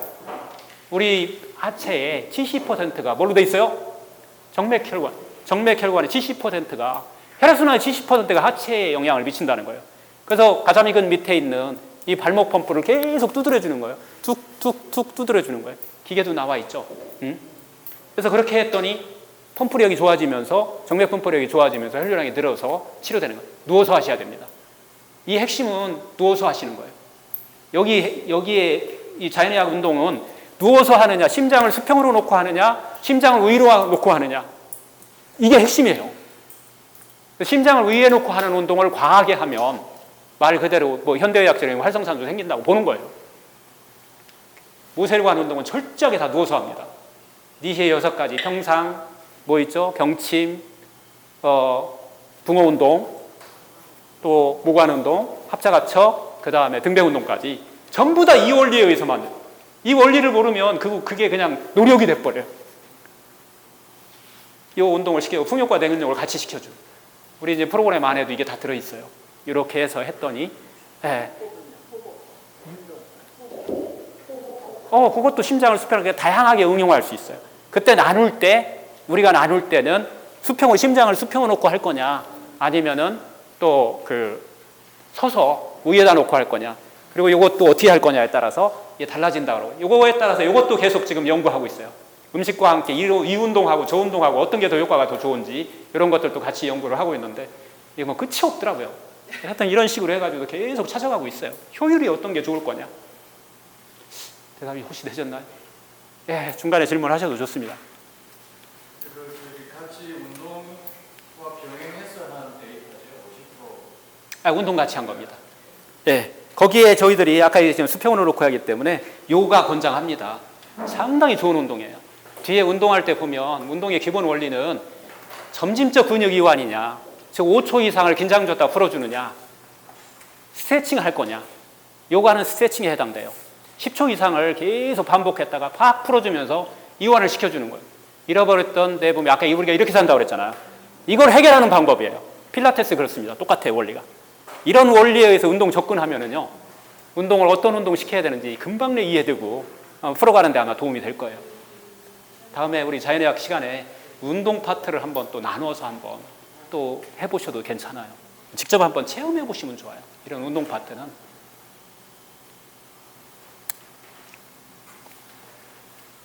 예, 이렇게 해서 대충. 저는 여기 이제 그 오메가3하고 오메가6 그 지방에 대해서 상당히 많은데, 지방이요 아직 연구 안 된 게 너무 많아요. 현대의학 모르는 게 너무 많아요. 뒤에 말씀드리겠지만은, 와 이거 어떤 놈이 좋다 그러고 어떤 놈이 안 좋다 그러고 30%도 아니다부터 시작을 해서 논이 너무 많아요. 그래서 그게 그러니까 아직은 모른다는 거잖아요. 논이 많다는 얘기는. 그럴 때는 원리로 들어가야 돼요. 원리로. 그래서 지금 우리가 뭘 많이 먹는지, 어떤 기름을 많이 먹는지, 오메가6가 너무 많아요. 비율이 너무 많아요. 그래서 오메가3를 저는 들기름으로 선택을 했어요. 한국 사람 들기 한국밖에 안 나는 거 아시죠? 네. 네. 네. 유럽에는 뭐 있어요? 아마시 있어요. 아마시. 남미에는 뭐 있어요? 오메가3 많은 거. 치아시드. 개가 좋다고 할 필요 없어요. 우리 유전자는 우리가 먹었던 놈이에요. 네. 그래서 제가 들기름 이거 한번 히트 한번 쳐보자. 전 세계에 한번 히트. 제가 2년 동안 들기름만 먹고 살았어요. 튀긴 거 하나도 안 먹고요. 들기름만, 생들기름. 그것만 먹고 살았어요. 건강이 좋을까요? 안 좋을까요? 좋아요. 안 좋아요. 이게 자연의학이에요. 오메가6를 먹어야 된다니까요. 오메가3와 6가 비율이 1대1이 됐던가 1대3이 됐거나 오메가6를 먹고 나서 오메가3를 먹어야 이게 효과가 나는 거예요. 우리 몸의 균형이 맞아요. 음양의 균형이. 좋은 것만 많이 한다고 해서 우리 몸에 밸런스가 맞는 건 아니라는 거예요. 놀라운 반응 봤어요. 저는 진짜 건강에 좋을 거라고 생각을 했어요. 막 오메가3만 들어왔으니까. 오메가3로 해가지고서 저기 축산하시는 분들도 제가 많이 만나보기도 하고 또 그렇게 했는데, 우리가 오메가6를 많이 먹기 때문에 걔가 효과 보이는 거예요. 그렇죠. 예. 비율 때. 예. 이상한 반응 보이더라고요. 오메가6 비율이 2.5대 1 정도인데. 예, 그게 그렇게 돼 있는데도 불구하고 그것만 많이 먹으니까 아까 얘기했던 채소를 우리가 5가지 이상 먹어라 뭐 막 하는 것도 비슷해요. 예. 이게 염증이 아니라 두드러기 반응이 나와요.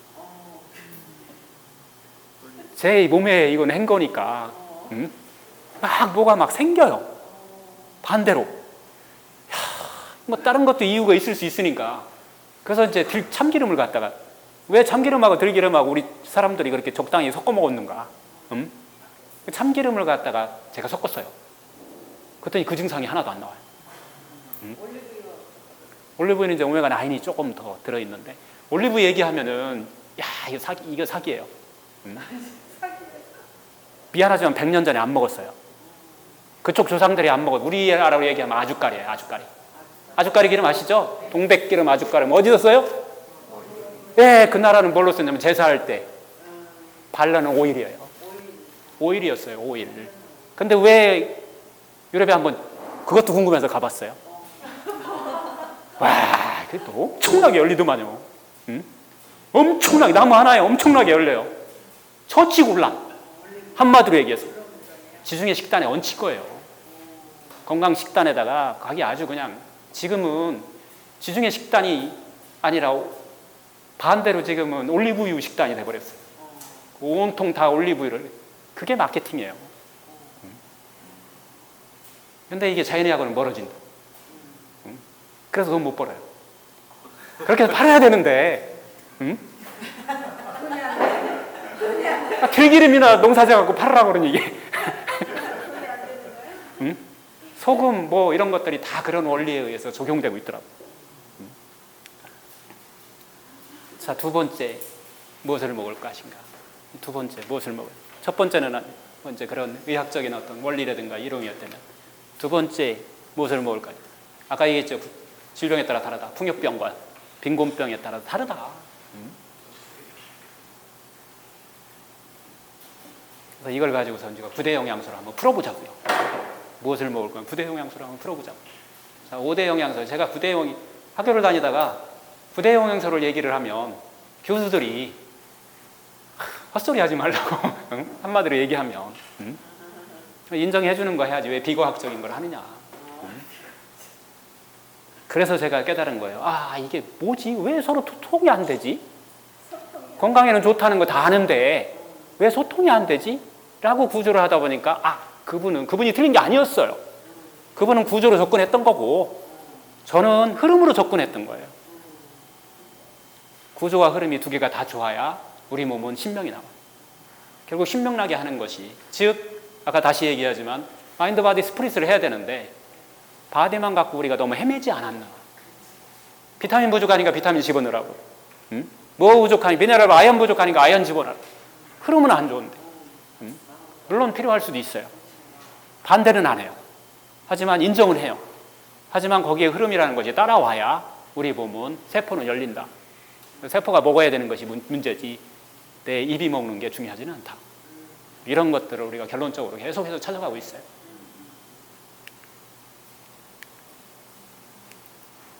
이거 보면 어떻게 밥을 가지고 어떻게 우리가 치료했는지, 밥 하나 갖고 이렇게 치료를 다양하게 해요. 현미가 좋아요, 백미가 좋아요?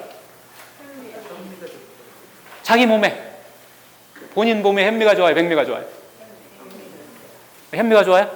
현미 먹으면 속 더부러 가신 분, 애들 되게 많아요. 더부러 가신 분. 그러면 현미가 몸에 해로울까요? 병을 일으키나요? 병 일으켜요. 계속 먹으면. 바꿔야 돼요. 백미로 바꾸시는 게 아니라 제형을 바꿔야 됩니다. 그때 제형을 바꾸는 거예요. 현미를 못 먹는 사람은 없어요. 원래 우리 조상이 다 현미 먹는 유전자를 타고났는데 현미를 못 먹는 내가 병들은 거예요. 그럴 때는 그걸 치료하는 방법이에요. 치료하는 방법, 적응시키는 방법이에요.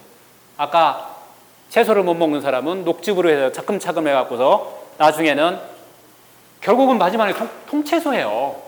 이상즙을 계속 먹는 게 아니에요. 내가 좋아지면은 저는 지금 500을 먹어도 아무 것도 없어요. 500을 250, 250, 500을 먹으면 탄수화물이요, 기타 탄수화물 먹으라 해도 못 먹어요. 이해되시죠? 자기도 모르게 그렇게 만들어버리는 거예요. 근데 우리는 탄수화물을 안 먹겠다고 집착을 하는 순간 얘는 무슨 일이 벌어져요? 난리를 치는 거예요. 난리를 쳐. 그러기 위해서는 우리가 그 애를 달래기 위해서는 반드시 잎채소와 뿌리채소를 통해서 뭐 복합탄수화물이죠. 그런 것들을 충분히 우리 몸에 들어오니까 얘들이 덜 달라간다. 그걸 떠나서 똑같아요. 이 다른 음식도 다 똑같아요. 뭐 먹다 하면은 이 현신이라는 것부터, 이 현신은 과거에는 닌게루, 우리 몸의 수액이었어요. 수액 공급이에요. 그래서 얘는 기록을 보면 상당히 기사회생 시켰다는 얘기가 되게 많이 나와요. 과거에는 포도당 없으면 다 죽어야 되냐, 못 먹고 곡기 끊고 7일이면 다 돌아가셔요. 근데 그때 이제 얘를 조금씩 넣어가지고서 이렇게 그 현미가 갖고 있는 여러 가지 영양소를 동시에 볶아가지고서 만드는 방법이에요. 근데 지금은 거의 안 써요. 뭐 포도당 그냥 수액 주면 되지. 굳이 뭐 안 써도. 근데 이제 두 번째 얘가 하이라이트예요. 현미 크림 스프는 그 현미를 방앗간에 가서 갈아요. 밀가루 같이. 아주 곱게 가르면은 그렇게 하고서 죽을 쓰는 거예요. 막 저어가면서 윤기가 나요.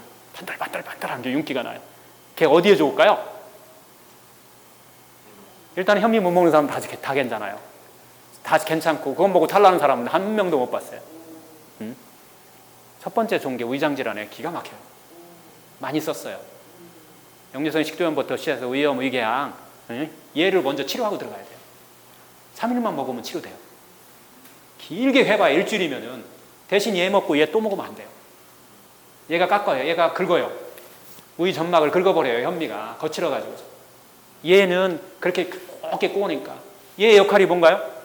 약으로 따지면 갤포스예요. 속쓰린 싹 사라지고요. 위 점막을 쫙 커버해주죠. 얘는 우리하고 딱 맞아요. 유전자 맞고. 현미가 갖고 있는 가장 큰 장점, 세포 재생작용이 있어요. 위점막 긁히고 살킨 거 3일이면 아시잖아요. 세포. 위점막 세포들은 3일이면 깔끔하게 개선되잖아요. 공복, 굶어도 단식의 효과가 그런 거잖아요. 처음에는 막 뒤집어졌다가 단식이 3일 지나면 어떻게 돼요? 편안해지잖아요. 속도 편안해져. 다 빠져나가면. 그런 비슷한 효과가 있어요. 얘를 가지고서 현미 단식하기도 해요. 소화기 계통이 너무 나쁘면 이 현미 단식을, 이 현미만 먹는 단식을 해요. 이때 소금을 적절히 써야 돼요. 포인트는 여기다 소금이에요. 소금이 이때는 소금이 위장을 치료해요. 하여튼 적당히 5g까지 넣어도 된다는데 70g에서 5g 넣어도 된다고 그러는데 5g 넣으니까 너무 짜요. 그래서 위장이 약한 사람은 많이 넣으라고 그래요. 조금 약한 사람들. 하여튼 이런 방법을 해서 이게 다 해서 이제 세포가 어린아이가 됐어요. 다시 재생하고 어린아이가 됐어요. 뭐 어떻게 시켜야 되죠? 이유식을 시켜야 돼요. 이유식. 당연히 처음부터 점프하면 또 생겨요. 또 긁어버려. 당연히 현미죽으로 해갖고 조금씩 3부족, 5부족, 9부족 해가지고서 조금씩 해가 알갱이로 적응시켜가는 거예요. 그래서 어느 정도 적응되면은 다시 현미밥으로 가면은 그때는 이제 속이 현미밥을 먹어도 괜찮은 몸이 돼요. 결국은 현미가 잘못된 게 아니고 내 몸이 잘못됐었던 거다. 그게 병이다. 그 병이 좋아지면 위염이나 의궤면 그냥 증상이었을 뿐이다라는 거예요. 일단 이런 과정을 거치고 마지막에 제가 아까 했던 생채식이라는 거였다는 이 하이라이트는 이 현미를 제가 발화를 시켜서 걔를 믹서기로 가는 게 아니라 이번은 믹서기로 갈아버려요. 그럼 거칠어요. 그래서 70g까지 우리가 허용을 해요. 한 끼에 70g인데 70g을 다 먹는 사람 제가 보지를 못했어요. 되게 배불러요. 이 생으로 먹기 때문에. 이 생현미다, 생현미. 발화 생현미를 하죠. 6시간 정도 발화시켰다가 말려가지고서 싹 갈아버리던가 아니면 뭐 6시간 정도를 발화시켰다가 그냥 물에 젖은 것을 먹으면 그 속까지 다 이렇게 다 부드러워졌어요. 저는 이제 가루내서 먹는 걸 좋아하는데 씹는 맛도 있고 우리도 모르게 밥 빨리 먹잖아요. 이게 절대로 빨리 먹을 수 없어요. 최소한도 30분에서 40분. 얘만 먹는데. 다른 것까지 먹으려면 1시간 정도가 그냥 내비둬도 1시간에 이걸 통해서 저 이제 밥 천천히 먹는 것을 자동 입력이 됐어요. 기억되더라고요. 지금 밥 빨리 먹으면 탈나요. 옛날에는 빨리 먹어도 탈 안 났는데 얘를 하고 나서는 빨리 먹으면 탈나요. 아주 천천히 내 몸이 그렇게 막 만들어 버렸어요. 천천히 먹으라고. 그래서 빨리 먹는 분들은 요거 한번 써보세요. 여기서 이게 이제 지난번에 뭐 편식하라고 뭐 아까 엊그저께 또 얘기하신 분이 있는 것 같은데 요거 먹는 것을 얘기하더라고요. 근데 이 얘하고 이렇게 아까 생채식이라는 거하고 얘하고 했을 때 그 우리가 치료할 수 있는 능력과 다른 거 다 하고 얘를 했을 때 다른 음식이나 일반적으로 하고 나서 이 탄수화물만 곡류만 얘를 먹는 거하고 그렇게도 효과가 있어요. 그런데 생채식을 하면서 얘를 먹으면 체중 조절은 내 마음대로 해요. 내 마음대로. 근데 체중 조절할 때 조심점 하나. 15% 이상이 빠지면 급격히 빠지면 빠른 속도로 빠지면 중지해야 돼요. 그리고 다시 화식으로 가야 돼요. 적응시키고 나서 이 충격이 일어났다는 얘기는 단식도 마찬가지. 우리 몸에 충격이 일어났다는 것은 그 다음에 반작용이 반드시 일어난다는 것을 우리 몸이 이야기해 주는 거예요. 빨리 빠졌다고 좋은 게 아니라는 거예요. 그 화식으로 갔다가 다시 하잖아요. 그럼 그 속도가 쭉 떨어져요. 그렇게 해서 계속 커브 곡선이 있어요. 이게 고다 미소 코다 그분이 이걸 발견했기 때문에 고다 곡선이라고 얘기를 해요. 6개월에서 9개월이에요. 체중이 6개월에서 9개월 이렇게 빠지다가 그 다음에는 반대로 아까 얘기했지만 500칼로리밖에 안 먹었는데 계속 빠지다가 어느 정도 되면은 유지하다가 나중에 쪄버려요. 우리 몸이 적응해버린다는 거예요. 그 적응하는 것 때문에 여러분 요요 생기는 거예요. 그리고 다른 보통 식이요법이 2년 지나면 효과가 없는 이유가 그렇게 먹었는데 계속 먹었는데 그 다음에 효과가 떨어져요. 그 이유가 우리 몸이 적응한다는 거예요. 그 곡선이 있어요. 이게 이제 고다곡선이라고 하는데 하여튼 그런 이 작용을 해서 체중뿐만 아니라 그 정도 하면은 당뇨 고혈압 정도까지는 2개월 안에 거의 날아간다고 보시면 돼요. 그리고 혈액 정말 맑아지고 혈액 속에 혈액 쪽에 있는 독소 3단계에서 혈액에서 문제되는 병들 같은 경우는 거의 다 제거가 돼요. 당뇨 고혈압, 피부 질환도 상당히 많이 제거되는 것 같아요. 그게 뭐 독소를 제거했건 무엇을 했건 간에 하여튼 이런 현상을 좀 볼 수가 있었고요. 아까 좀 전에 얘기했지만은 이 원리예요. 이 원리. 복합탄수화물과 정제탄수화물의 차이인데 이것을 우리가 통틀어서 그냥 탄수화물이다라고 이렇게 해버리면은 이게 처음부터 가정이 잘못됐다는 거예요. 복합탄수화물을 먹었을 때와 정제탄수화물을 먹었을 때가 차이가 난다는 거예요. 놀랍게도 우리가 옛날에 고봉밥 먹었잖아요. 활동량이 많았을 때라고도 하지만 동양 사람들이 고봉밥을 뭐 이만큼씩 밥 먹었어요. 놀랍게도 칼로리가 서양보다 같은 서양의 요 하는 사람하고 비교했을 때 같은 운동량이라 해도 동양 사람들이 더 먹었어요. 거의 뭐 3,000 가까이 먹었어요. 하루에. 그런데 살이 안 쪘어요. 칼로리만 계산하면. 나중에 보니까 이거 놀라울 발견이에요.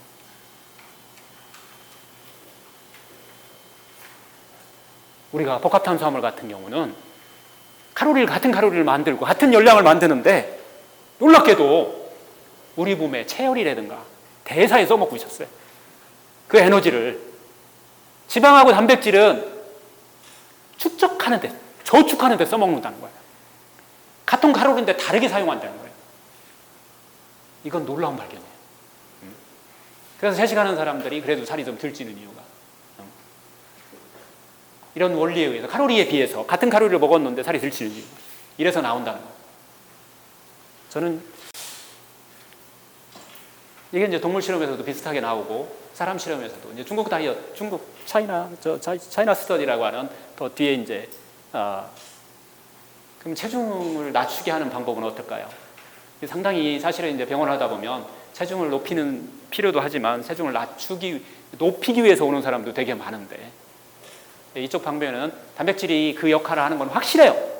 체중을 늘리고 좋은 영양소는 확실한데 동물성보다는 식물성을 많이 먹었을 때 그 역할을 충분히 같이 할 수도 있다. 성장도 시키고 아이들 성장도 시키고 제일 먼저 물어보는 게 그러잖아요. 애들 이렇게 먹어서 키 커요? 이게 병원에 오면 가장 많이 물어보는 건데 식물성 단백질도 충분히 그 역할을 하고 있다는 것이 차이나 스터디에서 찾아낸 결론이기도 해요. 오늘 사실은 이제 마지막으로 제가 이제 말씀드리고 싶은 것이 동물성 단백질인데 우리가 한 것은 동물성 단백질을 필수 아미노산이라고 해서 식물에 안 들어있는 것들이 있잖아요. 걔들을 어떻게 해결할 건가에 대한 계속된 연구예요. 현대의학적인 연구를 계속 우리가 추적하고 찾아보고 있는데 식물성 단백질만 먹고 있는 사람들이 왜 단백질 부족 현상이 안 나타날까요? 우리 몸 안에서 대부분 사람들은 못 만들지만 우리 몸 안에서 적응해서 식물성 단백질만 먹어도 필수 아미노산이라는 것을 우리가 자체적으로 만들고 있더라는 거예요. 그래서 처음에는 제가 이제 체질을 나눠갖고 이렇게 하는 식사법을 5년간 했어요. 근데 어느 정도 이것도 효과가 있더라고요. 이것만 갖고서도. 양은 똑같이 먹였어요. 칼로리 양은 똑같이 먹었는데 체질만 나눴어요. 그래서 네가 차가운 체질이냐 따뜻한 체질이냐. 차가운 체질은 닭고기 먹이고 따뜻한 체질은 돼지고기 먹이고 같은 칼로리를 가지고서 계속 연구를 해봤는데 이거 6만 명 했어요. 6만 명. 데이터는 6만에서 7만 명인데 지금은 한 10만 명 될 거예요. 놀라운 변화가 있어요. 한 달 지나면 그것만 해도 그런 음식 변화만 해갖고 3kg 빠져요. 체중이. 그러면서 체중이 빠지면서 다양하게 질병이 부수적으로 좋아지는 것도 한번 보기는 했는데 거기까지예요. 거기까지. 그 이상을 우리가 접근을 하려고 그러니까 암을 치료하고 뭐만 안치병을 치료하려고 접근을 하다 보니까 한계에 부딪힌 거예요. 그래서 결국은 아까 다시 또 그런 이걸 치료한 그런 식사요법이 있느냐. 그것도 오래된 역사요법이 찾다가 아까 얘기하는 니시이학하고 막스가슨 요법을 찾아낸 거예요. 이 책은 한번 읽어보셔요. 권장드립니다. 다이어트 저희 음식을 치료한다고 하면 이제 니시의학은 제가 볼 때 2년 정도는 하셔야 니시의학 조금 이해가 된다. 흐름의 이해가 되고 흐름의 구조의 이해, 구조와 흐름의 이해가 좀 된다라고 할 거예요. 왜냐하면 자기가 실천을 하지 않으면 저는 절대로 이렇게 만만치 않아요. 이거 같기도 하고 저거 같기도 하고 내가 뭐 잘못했는지 막 하고 본인이 실천해야 되는데 이 책은 한번 역시 서양의학 의사가 쓰신 거라 상당히 이게 뭐 저는 이 책은 원서는 차이나 스터디예요. 저는 이제 제가 영어는 못하지만 이 원서도 받고 우리 병원에 아까도 얘기했지만 그 의사 선생님도 이것만 하는 15명을 제가 데리고 돈 안 되는 일을 10년 하니까 거덜나더라고요, 병원이요. 제가 280베드인데 환자 꽉 차요. 근데 거기 있는 돈을 갖다가 여기다 다 집어 넣어버리니까 그래서 이 코로나 때문에 제가 손들었어요, 사실. 더 이상은 국가자금 10원도 안 받았어요. 국가에다가 돈 달라고 한번 해봤더니 그 요양병원 일 안 된다고 그러더라고요. 쓸데없는 짓 하고 있다고. 하여튼 그래서 이제 우리가 돈 걱정 안 하고 할 수 있는 곳 없을까 하다가 자연드림이 거기는 아주 막 작정을 하고 지금 뭐 바꿔버리겠다 하고서 지금 덤비니까 그래서 그쪽에서 할 수 있도록 여기 있는 제가 연구했던 모든 것을 다 제 식단부터 시작해서 하나도 아낌없이 다 줬어요. 우리 병원에서 이제 안 해요. 못 해요. 안 되더라고요. 이게 돈이 안 돼요. 하여튼 이 책은 한번 꼭 읽어보시면 번역돼서 나와 있어요. 조금씩 오타가 있기는 하지만 그래도 아주 번역도 잘하셨고 한 책이에요. 단백질하고 관련되어 있는 내용입니다. 단백질이 이런 과정을 거치면서 우리 머릿속에 기억돼 있어요. 단백질은 뭐라고요? 책으로 중요한 것이라고 하는 이게 머릿속에 100년 동안 잡혀 있어요. 학자들도 똑같이 잡혀 있어요. 이게 이유가 있어요. 역사학적으로 이게 1900년대 무슨 일이 벌어졌는지 이런 과정을 거치면서 단백질 하면 저한테도 그렇고 여러분 소리 안 먹으면 큰일 나는 거 이렇게 머릿속에 박혀 있다는 거예요. 이 신화를 깹니다. 2000년도에 이 신화를 확실히 깨버려요. 이분은 제가 잠깐 소개하면 뭐 책을 보시면 다 알겠지만 처음에 그 다이옥신하고 그 아플라톡신을 이제 그 사람 몸에 들어가서 문제가 되는 것을 찾아내신 분이에요. 그리고 초기에는 MIT하고 버지니아 공대에 계셨고요. 1970년대에는 이때에 그 사료 속에 들어있는 그 다이옥신 뭐죠? 고엽제 같은 이런 게 막 제초제죠. 그 속에 들어있는 그때 막 모르고 과학이 몰랐잖아요. 하다 보니까 닭이 집단폐사 하면서 그때야 찾은 거예요. 그러면서 사람한테 해롭다는 것을 찾아내고 뭐 하는 과정이죠. 발암물질이죠. 1급 발암물질이죠. 아플라톡신 뭐였죠? 땅콩하고 옥수수 속에 원조했어요. 막 불쌍한 나라에다가. 그런데 막 거기서 어린아이들한테 막 간암이 막 폭발적으로 늘어나 봐요. 필리핀. 찾아서 들어가 보니까 이 아플라톡신이 거기에 곰팡이균 아까 강의에 또 하시더라고. 얘가 강력한 발암물질이에요. 얘가 이제 그 간암을 일으키는 유발 물질이었어요. 어린이가 간암이 걸려버리니까. 그리고 여기 이제 필리핀에서 이제 이걸 여기에 관여했던 분이에요. 콜린 캠벨이. 근데 놀랍게 처음에는 이렇게 시작을 했지만 뒤에는 엉뚱한 쪽으로 뜁니다. 안 걸린 사람도 있더라는 거예요. 그렇게 먹었는데도 안 걸려. 간암에. 놀랍지 않아요? 나중에 보니까 부유한 애들 집안에만 간암이 걸려요. 필리핀에 부유한 아이들만 간암이 걸리는 거예요. 이렇게 집어넣었는데 발암물질을 집어넣었는데 가난한 집 아이는 안 걸리고 부유한 집 아이가 더 많이 걸리더라는 거예요. 궁금했던 거예요. 나중에 알고 보니까 단백질이에요. 단백질. 동물성 단백질이 20% 이상 들어가고 10% 이상 들어갔을 때 개를 성장시키는 물질이 촉진하는 물질이 단백질이었어요. 동물성 단백질. 그래서 동물성 단백질을 지금 권장량이 세계 권장량 교과서가 10%가 된 거예요. 이 연구가 기반이 돼가지고서.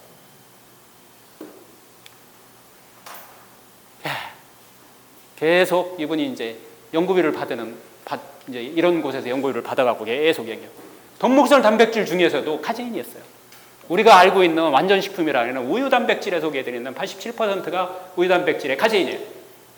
이 카제인을 뽑아갖고 동물 실험을 시작해요. 이 카제인에 따라서 어떤 변화가 일어나는지. 당연히 이제 식물성 단백질도 같이 연구를 하는데 식물성 단백질에서는 전혀 변화가 없어요. 건강해져도. 동물성 단백질을 카제인을 10% 이상 주기 시작하면은 20% 이상에서는 전부 다 바람이에요.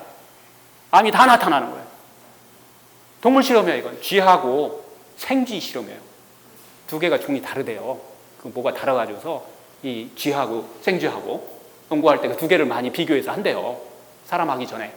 하여튼 그런 과정을 거쳐서 궁금했어요. 이제 뒤에 나오는 궁금했어요. 이 사람이. 이게 과연 사람한테도 똑같을 건가? 궁금하지 않을까요? 네? 그래서 이제 암을 나눠가지고서 암에 이제 기전적으로 봐서 어디에 작용하냐, 암에 어느 때 작용, 처음에 씨앗 단계에 작용하느냐, 아니면은 성장기에 작용하느냐, 아니면은 말기, 촉진기 마지막에 작용하느냐를 이것을 연구를 해요. 이 과정 동물 실험하고요. 사람 실험 할 수 없잖아요. 중국의 마을을 지정해가고 1980년 초에 그때는 오지 마을이야. 처음에 거기 살면은 거기서 곧 살아야 돼. 거의 96%가 거기 사는 마을. 이런 것만 골라서 76개 골라가지고서 거기를 집중적으로 연구를 해요. 어떤 변화가 일어나는지.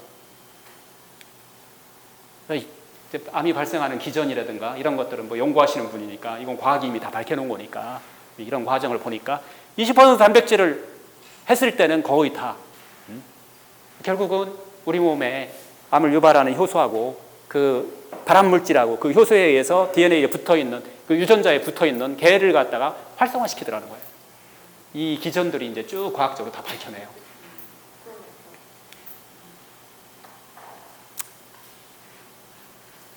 결국은 우리가 발암물질이라 해서 누구든지 다 바람에 지금 다 발암물질에 안 들어오는 사람 하나도 없어요.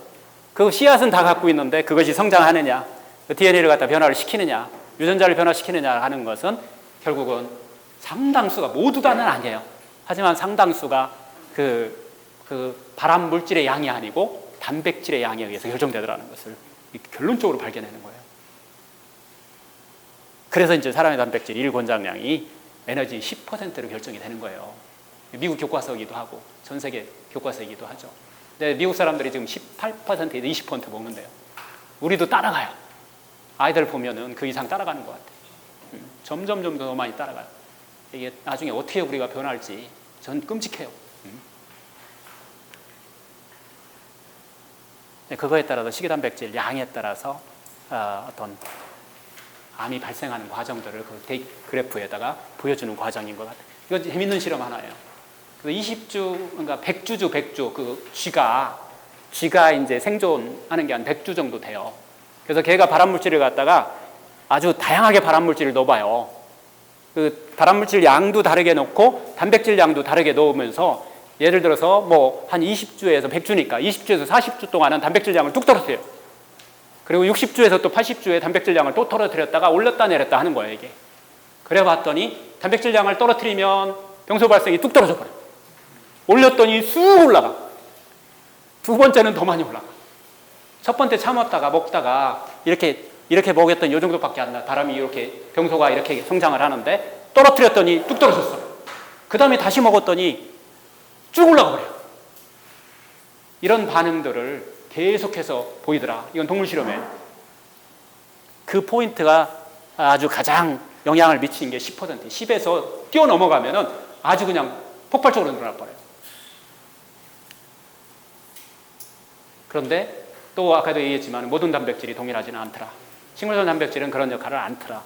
그래서 식물성 단백질이 이제 이런 과정들을 아까 얘기했으면 글쎄 그 당시에는 지금은 글루텐 알러지 있는 사람들이 되게 많은데 그때 당시에는 1983년 그 정도는 모르겠어요. 왜 우리가 글루텐 단백질에 그렇게 우리가 장 루스 증후군이라고 하고 우리 몸속에서 그렇게 막 흘러 들어가는지 그 이유를 아직은 정확하게 몰라요. 하지만 그 전에는 별로 문제가 안 됐다는 거예요. 그래서 미국에서 글루텐 단백질 빼는 단백질 밀가루 되게 나오잖아요. 근데 그러면 우리가 글루텐에 의해서 문제가 안 생겨야 되잖아요. 똑같아요. 똑같다는 거예요. 근데 우리도 이제 지금 글루텐 없는 단백질을 지금 만들어내려고 하는데, 만들어내서 쓰고 있는데, 과연 글루텐이 없다고 해서 그런 작용이 안 할까요? 비슷하다는 거예요. 결국은 단백질 섭취량에 따라서 그렇다 한다. 이게 결론입니다. 그래서 또 우리가 다이옥신이나 그것만 갖고서는 연구하고 부족하잖아요. 그 다음 연구한 게 간염 바이러스예요. 비형간염 바이러스가 간암을 일으키는데 다른 그 유발 원자에도 똑같은 작용을 하느냐 이거는 똑같아요. 연구가 결과가. 다른 암에는 어떻게 작용하느냐? 아까 뭐 간암만 했는데 췌장암에 유방암 같은 유방암이 특별히 더 많이 작용한다는 거예요. 유방암에서. 얘는 또 지방하고도 조금 관련이 돼 있다는 거예요. 근데 이게 결론은 그거예요. 이게 동물 실험에서 계속 이렇게 나오는데 이게 사람한테도 동일할까? 어떻게 생각해요? 사람한테 동일하다고 생각하세요? 어떠세요? 모르죠. 몰라요. 근데 재밌는 우리를 위해서 중국 총리 주울레께서 암에 걸리십니다. 1970년대. 그래서 놀랍게도 그 당시 중국의 암 지도를 만들어요. 8억 몇천 명이라고 그러죠. 8억 8천만 명을 조사해요. 96%를 다 좋아해서 그 마을마다 암에 있는 환자 수를 어디가 제일 많은지 그걸 찾아내요. 놀랍게 70년에 걸리셨는데 76년에 돌아가셔요. 주울레는. 근데 그때 연구했던 사람이 83년에 콜린 박사하고 만나서 연구를 하기 시작한 거예요. 아까도 얘기했지만은 그러니까 미국하고 뭐 영국하고 중국 정부가 만나서 연구했다고 봐도 과언이 아닐 정도로 연구를 받아서 했던 거기 때문에 그런 과정을 거쳐서 아까 얘기했던 풍요병과 빈곤병에도 어떤 과정들이 병이 나타나는 과정들을 다 이제 밝혀내기 시작하는 거예요. 이 콜레스테롤은 뭐 이제 지방하고 관련이 있다고 하는데 결론은 이렇습니다. 이건 콜레스테롤이 단백질하고 관련이 있다는 걸 찾아낸 거예요. 단백질 양하고 콜레스테롤하고 관계 있는데 이 양이 우리는 미국이 평균 225고 중국이 127밖에 안 돼요. 총콜레스테롤 얘기하는 겁니다. 그런데도 건강하게 살아요. 근데 우리는 지금 구조적으로 봤을 때 150 이하로 떨어지면은 영양이 좀 실조됐다고 뭔가를 좀 먹으라고 얘기를 하죠. 네, 더군다나 100 이하로 떨어졌다면 질병이라고 해요. 근데 놀랍게도 일부 지역의 평균이 94밖에 안 되고요. 여자 평균 보니까 80밖에 안 돼요. 근데 다 건강해요. 이것만 갖고 우리가 건강의 지표를 나누기는 좀 쉽지 않다. 다른 것들하고 같이 봐야 된다는 것이 시사하는 것 같아요.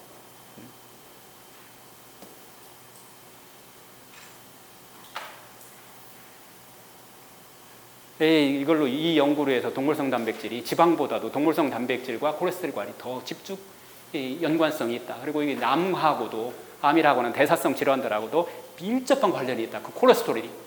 그래서 미국에서 다시 밝혀졌죠. 콜레스테롤이 총 콜레스테롤 150 이상에서는 심혈관계 증가 제로입니다. 제로. 조사해 보니까 미국인들도 150 이하짜리가 별로 많지도 않지만 그런 사람들한테는 심혈관계 질환이 제로예요. 제로. 그래서 콜레스테롤이 상당히 중요한 역할을 하기 때문에 지표로 보실 때 콜레스테롤 한번 자세히 봐라. 200 어떤 학자에 따라서 저도 이제 많은 것을 보는데 200이 넘어도 뭐 괜찮다고 하시는 분도 있고 막 그렇더라고요. 의사 선생님들 중에서도 이렇게 보면은 조금 높아도 괜찮다고 하시는 분들이 있어요. 뭐 요즘은 좀 높아도 된다. 뭐 그렇게도 연구 결과가 많이 나온다고 그러는데 이 연구 결과 보면 완전히 반대예요. 어떻게 보면 150을 기준으로 잡아요. 그거 넘으면 관리가 들어가야 된다. 동물성을 빼니까 얘들이 낮아지더라. 그리고 더 건강해지더라. 암과의 관계도 하여튼 여기서 얻은 결론은 암의 이 성장과 이런 것들을 지적하는 가장 큰. 이제 제가 이제 원래는 이게 이제 저한테는 이제 결정적인 이게 언제요? 1916년이에요. 얼마 안 됐죠. 걔가 뭐 2000년 초에 우리가 연구한 결과를 이제 발표를 하는데 한 20년 후에 20년 동안 연구를 해갖고 발표를 하는 거예요. 중국 연구 스터디는. 그런데 1916년에 이게 발표돼요. 16년에 일본에 했죠. 놀랍게도 단백질이 우리가 부족하게 먹어도 식이로 섭취하는 게 미국 사람들 기준에서 70에 80g을 식이로 섭취하는데 단백질은 0.8 정도 몸무게에 이렇게 우리가 권장량 56g 정도를 권장량으로 참는데 놀랍게도 자가 생산하는 양이 이렇게 많더라는 거예요. 225. 뭐예요? 이거 세포예요, 세포. 우리가 세포를 리사이클해서 써먹는다는 거예요. 이 과정이 세포 내 청소부가 역할을 해요. 단백질을 안 먹었더니 양질의 단백질을 스스로 만들어서 지가 알아서 써먹더라는 거예요. 니시의학은 이 써먹는 이 양질의 더 단백질을 써먹기 위해서는 운동을 해야 된다는 얘기를 또 한 거예요. 20년대 이거 본 거예요. 이것을 본 거예요. 그래서 단백질을 안 먹어, 동물성 단백질을 안 먹어도 살 수 있다는 거, 건강해진다는 걸 얘네들이 보고서 거의 유사하게 노벨상을 안 줬지만 유사하게 알고 있었다는 거예요. 근데 이게 1916년에야 의학적으로 밝혀지기 시작한 거예요. 안 먹어도 스스로 만들어서 써먹는데 우리가 넘쳤더니 이런 병이 생기더라. 청소부 역할을 우리 몸 안에서 해야 되는데 그게 안 되고 있었다는 거예요. 줄여보세요. 상당히 5% 이하로 줄여보세요. 상당히 변화가 일어납니다. 기타 이제 뭐 지방하고 관련돼 있는 이런 얘기들인데요. 지방들하고 관련돼 있는 얘기들. 자, 시간이 이제 거의 조금 오버됐어요. 4시가 오버됐는데 결론입니다. 제가 지금 하고 있는 것은 음식도 해보고 제가 이제 2번에 걸쳐서 3번 갔네요. 미국에 있는 칼 사이먼트 센터를 가봤고 또 일본에 있는 칼 사이먼트 인턴 과정이 있더라고요. 이렇게 하는 과정을 또 2번에 걸쳐서 가봤어요. 정치과 선생님하고 같이 가서 걔들은 어떻게 그러면 이걸 해결할까? 종합적으로 해결하는 곳은 의학적으로 어떤 방법을 쓰고 있나라고 해서 가봤더니 이런 과정을 쓰더라고요. 그냥 삶을 바꾸는데 신명나는 삶을 살기 위해서는 이런 연습을 해야 된대요. 2년 동안 매일같이 삶의 목적을 생각하셔야 된다는 거예요. 삶의 목적에 반하는 삶을 사는지. 삶의 목적이 뭔가요? 네. 행복. 바로 답이에요. 한 가지밖에 없어요. 궁극적으로 우리 삶의 본성은, 삶의 목적은 행복이에요. 행복을 방해하는데, 알고 있는데도 불구하고 행복을 방해하는 일들 우리가 너무 많이 하고 살더라. 그래서 행복의 목적이 무엇을 하면 행복해요? 이렇게 공부하면 행복해. 맞아요. 이렇게 모이면 행복하는 방법을 가르쳐주는 방법이에요. 3년 동안, 2년 동안 이렇게 살아라. 이게 이렇게 모여서 우리가 하는 게 사회적 지지예요. 이 제목에서 이걸 다뤄요. 사람들이 뭔지 모르니까 1시간 반 동안 저같이 이렇게 떠들어대요. 그랬더니 다 알아요. 아, 이게 사회적 지지. 이거 해야 되는구나. 근데 2분만 해요. 저는 우리나라 사람들이. 그래서 여기도 갔다 와서 제가 나 같으면 저렇게 안 할 건데, 프로그램을 저렇게 안 할 건데 1시간 반 동안을 얘기를 해요. 대본도 없고 아무것도 없어요. 그런데 사람들이 1시간 반 동안 저 이것도 봤어요. 들어와서 암환자 대상이에요. 침대에 누워서, 거긴 침대에서요, 명상을. 침대에서 누워가지고 제일 편해서 누웠다가 처음에는 이렇게 놀았다가 나중에 시간이 지나니까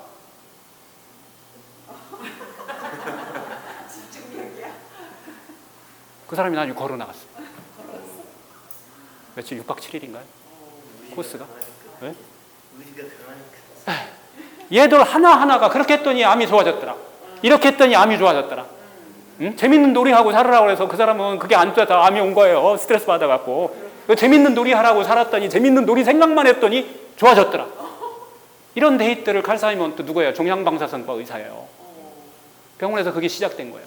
그래서 2년 동안 연습을 시켰더니 다 잊어버렸어. 암 환자들이 한번 물어보세요. 너가 정말 즐거웠던 때가 언제냐고. 어떤 때 지금 아무도 대답 못해요. 5가지 이상 되라 그러면요, 제일 힘들대요. 프로그램에서. 놀라운 사실 아니에요? 거기다가 막 음식 막 먹으라고 집착시켜갖고 해갖고 해결되나요? 제 이 프로그램 하고 있어요. 저도 이 프로그램 할 때가 제일 재밌어요. 1대1도 합니다, 제가. 답은 무료입니다, 무료. 돈 받으면 이게 안 돼요. 아, 이래요. 돈이 안 돼. 그 돈이 안 돼, 또.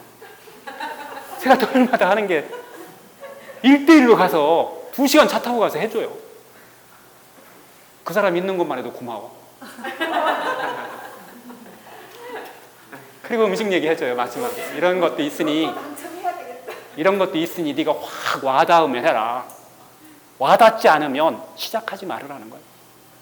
자기한테 와닿아갖고 자기가 막 이게 즐겁다고 생각하면 네 계획 속에 넣으라는 거예요. 그렇지 않으면 계획을 쭉 뒤로 미뤄. 언젠가는 해야 되는 걸로 내버려버리냐. 캔소리 자기 갖고 이거 해야 되는데 하지 말라는 거예요. 왜? 확 와닿는 걸 해라. 그럼 즐거웠더니 아까 얘기했듯이 핵심은 의학적으로 보면은 뭐가 열렸다? 신명나니까 세포가 다 열려. 핵이 열리는 거예요. 유전자가 신명난 거예요. 좋아지는 거예요. 응? 그래서 웃으시라는 거예요. 응? 그리고 나서 운동하고 쉬고 사회적 지지 이렇게 모여서 제일 좋아하는 것은, 치료가 잘 되는 것은 암 환자들끼리 모여놓고요, 집단 같이 이야기해주는 거, 같이 이야기. 저 얘기는 한마디도 안 해요. 그분들 이야기하는 거 들어주는 거예요. 그랬더니 자기 얘기하면서 울기도 하고 웃기도 하고 자기들끼리 하면서 확 열려요. 그러면 그때 어떤 사람은 음식 아주 막 그냥 어떤 사람들은 진짜 막 음식하고 싸우면서 하는 사람도 있고 운동 막 싸우면서 하는 사람이 있어. 누군가가 운동이 좋았다고 막 설명을 한 거예요. 그게 좋아질까요? 집착이에요. 그걸 풀으면서 자기가 깨달아. 그러면서 확 놨더니 좋아졌다라고 하는 이런 데이터들이 쌓아놓은 게 사이먼트는 30년 동안 1981년도에 이게 발표되면서 이분이 2014년에 돌아가시죠? 그동안에 쌓았던, 지금도 하고 있지만, 그분은 돌아가셨지만 하고 있지만은 뭐 하여튼 창조적 생각은 한마디로 얘기하면 좀 전에 아하 뭔가 깨달음이 느낌이 딱 왔을 때 치료되더라는 거예요. 근데 그게 내가 얘기해서 깨달음도 얻지만 자기 스스로 내적으로 옆에 있는 사람하고 얘기하다가 맞아 나도 저랬어 사랑하는 사람한테 공감하고 뭐 이렇게 했을 때 확 열리면서 하나하나 이거에 따라서 치료되는 예들이 쫙 나와요. 이런 프로그램들도 있더라는 거예요. 그래서 우리 삶이 결국은 음식도 중요하다 하지만 행복한 삶을 살기 위해서 안 되면 계획을 세워라. 건강한 사람도 마찬가지예요. 2년간 계획 세우셔서 잘 하시면 결국은 우리 몸이 행복하면 건강해지는 거지, 건강해지면 행복해질 것 같은 생각은 우리는 건강하기 전에도 행복하지 않았다는 거예요. 그래서 행복해야만 건강해진다. 그리고 음식을 즐겁고 행복하게 접근하시면 엔간한 병 치료되지 않을까 싶어요. 제 오늘 핵심은 그거였습니다. 네, 감사합니다.